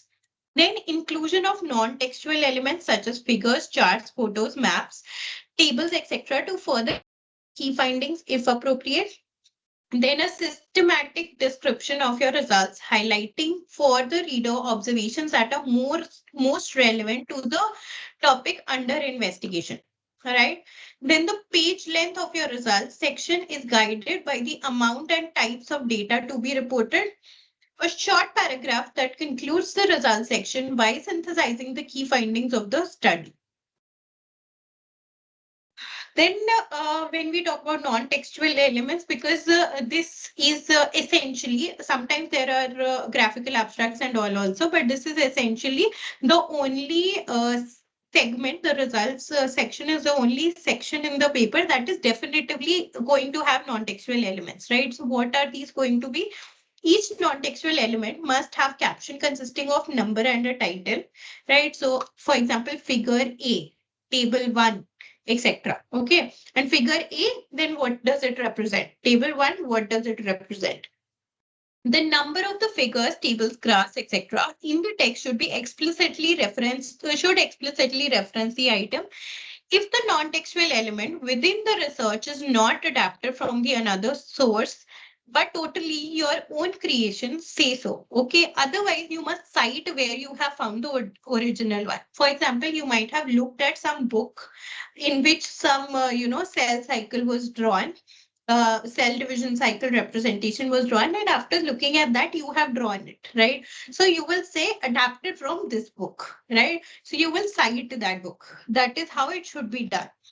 Some of the non-textual element may be copyright protected. You might want to get a permission for its usage, right? So not every thing that you see on the internet also, maybe something that you type will give you multiple image results, right? That does not mean that you can always use those images, right? They might be copyrighted. That is, you can't use it without the permission of the person who has actually uploaded it. Then figures and tables or the display items are often the quickest way to communicate large amounts of complex information that would be complicated to explain in the text, right? Uh, when we talk about non-textual elements, there are different kinds of non-textual elements. Two kinds I will be talking about. One is the tables. What are tables? when we have to show many and precise, sorry. So when we have to show many and precise numerical values and other specific data in a small space, that is when we use tables, right? We also use it to compare and contrast data values or characteristics among related items or items with several shared characteristics or variables, right? To show presence or absence of specific characteristics also, we sometimes use tables. That is, sometimes there will be multiple things listed, and in front of one column there will be text wherever it is present, and blank spaces wherever it is not present, something like that. Okay. Then when we talk about figures, which are other kinds of non-textual elements, what when are they used? They basically to show trend patterns and relationship across and between data sets when the general pattern is more important than exact data values, right? To summarize research results and to present a visual explanation of the sequence of events, procedures, and geographic features or physical characteristics, such as schematic diagrams, images, photographs, and maps. Right? Uh, when we talk about figures, there could be different kinds, subheadings under figures also. One type is images, right? When we talk about images, we should be sure to include scale bars, right? So, for example, there will be a tiny line that will be drawn and it will be written that this tiny line represents 100 micrometer in length or 10 micrometer in length. So that will tell you that this entire figure might be maybe 50 micron or maybe 500 micron in length, right? Then consider labeling important items. For example, if you are using two different colored dyes, then you will label those two in different colors over there in the images itself. Indicate the meaning of different colors and symbols used, right? After this, we come to data plots, which are also under figures, right? So when we are using data plots, we should be sure to label all the axes. We should specify units for the quantities. We should label all the curves and data sets and use legible font size. Okay. And we should always use the same font type and size for all figures. And how those figures are actually aligned should also be same or uniform throughout our study or our paper, right? Then there are some ethics in image processing for publications that we have discussed before also. Let us go through it once again. When we talk about image processing for publication, the figures must maintain their original proportions. That is like this, right? When resizing an image, make sure to change the height and width by the same percentage, right? If you just change the width, this is how it looks like, right? It is a distorted view. Similarly, if you just increase the width, again, it is a distorted view, right? It is disproportionate. This is something that should not be done. Also, no specific feature within an image may be enhanced, obscured, moved, or removed, or introduced, right? For example, it is done over here, right? So this is such a manipulation should not be done. Then ethics in image processing for publications. Again, if suppose you are using two different kinds of blots and you are attaching the images together, you should always draw a line or you should mention it, right? So it should be written over there. Also, if multiple stain cells are composited into a single frame, a border must be drawn around the cells that were not originally included in the field of view. That is not in the same picture, right? So a border is inserted over here. They have been stitched into that picture, right? So we should also try to convey, very heavy information if it is there through schematics, because it is a simpler way to convey information. Over here, a lot of things have been written, and if I had to actually write down the citric acid cycle, it will take me at least two whole slides. Very very data intensive two slides. Uh, then we come to the introduction section. In the introduction, it should provide readers with the background information that is needed to understand your study. the reasons why you conducted your experiments, right? The introduction should answer the question, what is the question and what is the problem that was studied.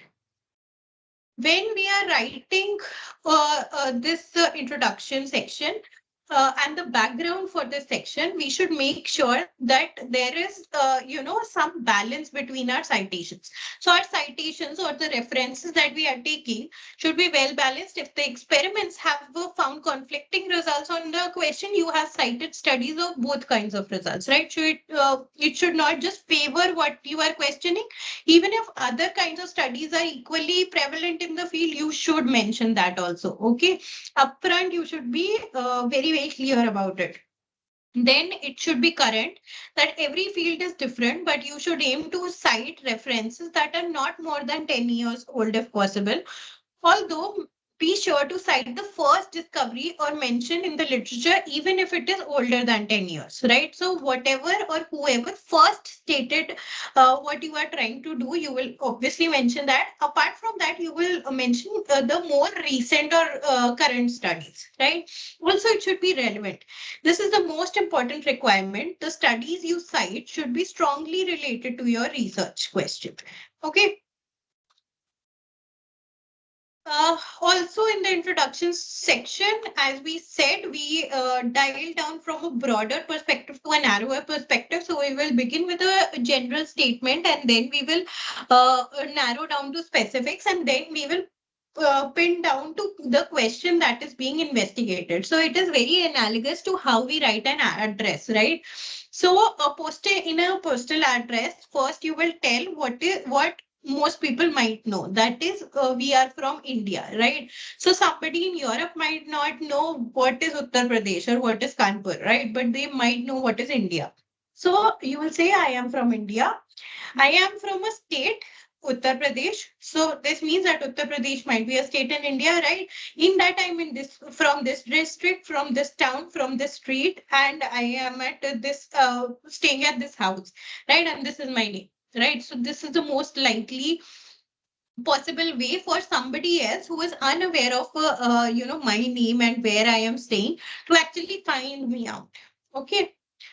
Then in the introduction section, there are three major things that have to be talked about. First, you have to establish an area to research by, then identify a research niche, and then place your research within that research niche. Okay, to do this effectively, there are these, these pointers that can help you to establish a research area. You should highlight the importance of the topic or make general statements about the topic and present an overview on current research on the subject, right?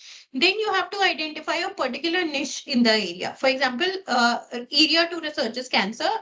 Research niche is a specific type of cancer, breast cancer, right?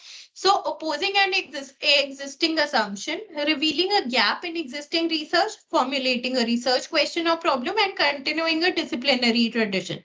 Then place your research interest within the research niche. Now, what's my research interest? To look at why there is drug resistance in cancer, right? Then stating the intent of your research, outlining the key characteristics of your research, describing important results, and giving a brief overview of the structure of the paper. All right. Then we come to the discussion section, right? So in the discussion section, what is the purpose of this section? It is to place your findings in the research context and to explain the meaning of the finding and why they are important, and without appearing arrogant, condescending, or patronizing. Right? So in a very neutral way, whatever you have found, you will explain that. Okay. What will you do in a discussion section? We will state the study's major findings. We will give the research context and we will close the paper effectively. Right? To state the study's major finding, we will state it, explain the meaning and importance of your finding, and consider alternative explanations of the finding. Right? This is what we are definitively seeing over here, but it might also mean this. Right?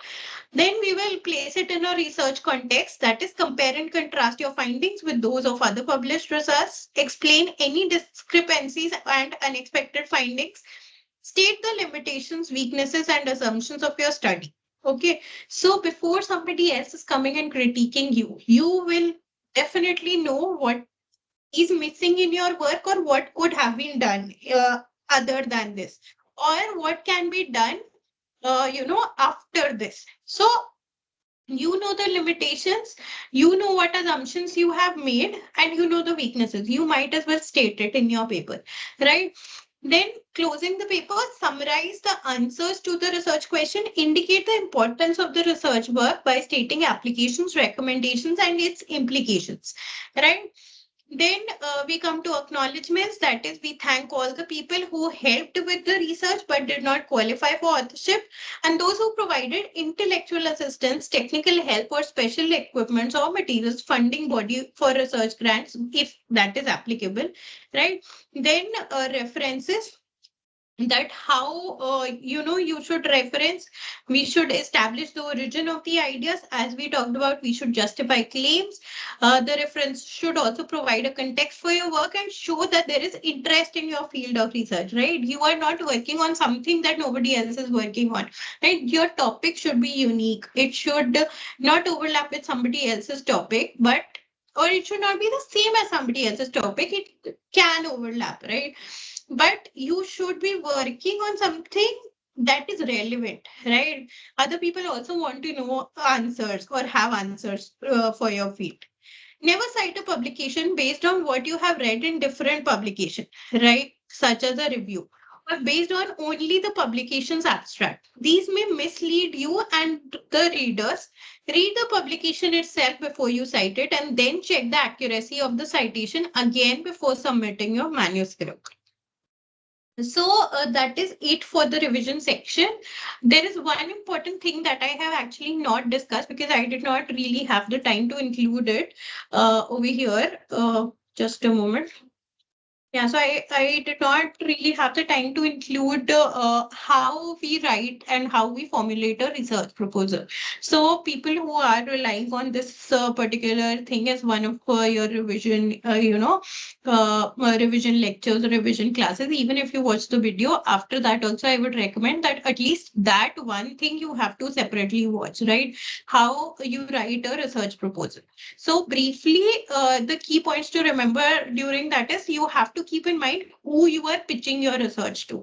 Whether it is a policy maker, you will speak in a different kind of tone, and the information might be different. So over there, if I'm talking about cancer, I will talk about, if I'm talking to politician or policy maker, appeal to them that you please give me money for my research. In that case, I will say that see, these in we are in India. In India, these many people have cancer. Out of that, this many have breast cancer, and out of that, so many of them have drug resistance or chemotherapy is not working for them.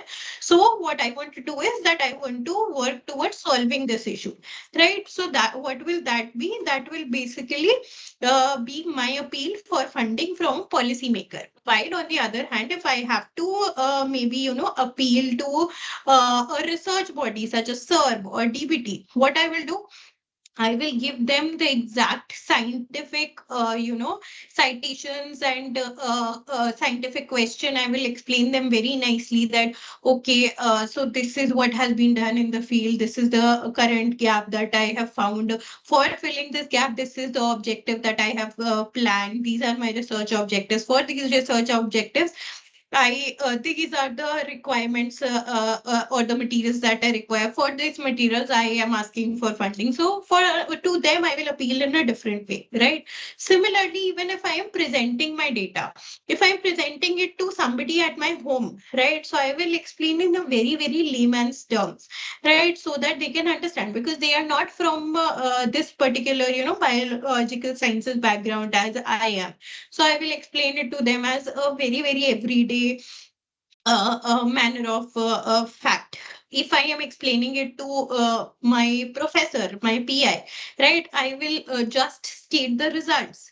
because he knows what is my research problem. He knows what are the materials and methods that I am using for my research problem. He just wants to know whenever we are meeting that what is the update I have, what is the kinds of results I'm getting, what is my interpretation on it. To him, I will only explain those, right?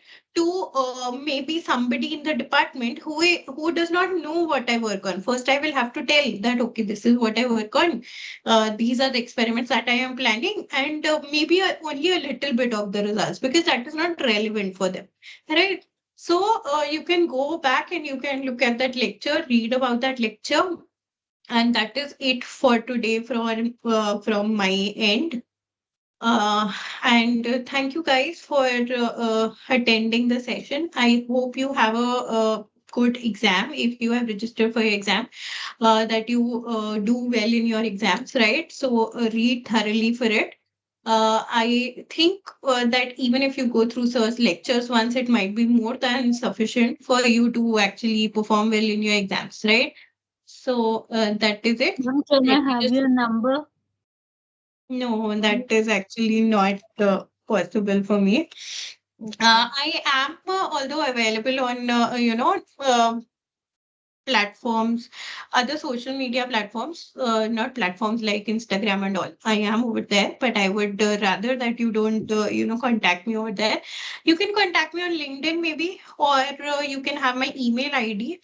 If you pertaining to this particular course, you have some doubt, until your exam, you can email me. I will reply to that. After that, I am not sure because there are so many emails that we receive on a daily basis. So I'm not sure if I'll be able to reply after this course is done. But yeah, so I have a page actually. My mail ID is given over there. But if you want it, you can write it down. It is Arveen, Small, Arveen, small, all AR, small. all small, ARVEEN K K at the rate at the rate IITK IITK dot AC dot AC. dot in. Okay, thanks, ma'am. Yeah, so I'll be available on my mail, and apart from that, LinkedIn also. Generally, I'm available, but I might miss something. So if it is very urgent, I would rather that you mail me. Right. So that is it from my end. All the best for your exam, and I hope you had a good time with the session and with sir's lectures. With that, I'll take your leave and good night. Yeah. Thank you, ma'am. Thank you, ma'am. Okay. Yeah. Thank you. I'll just stop the recording and then I'll take the leave.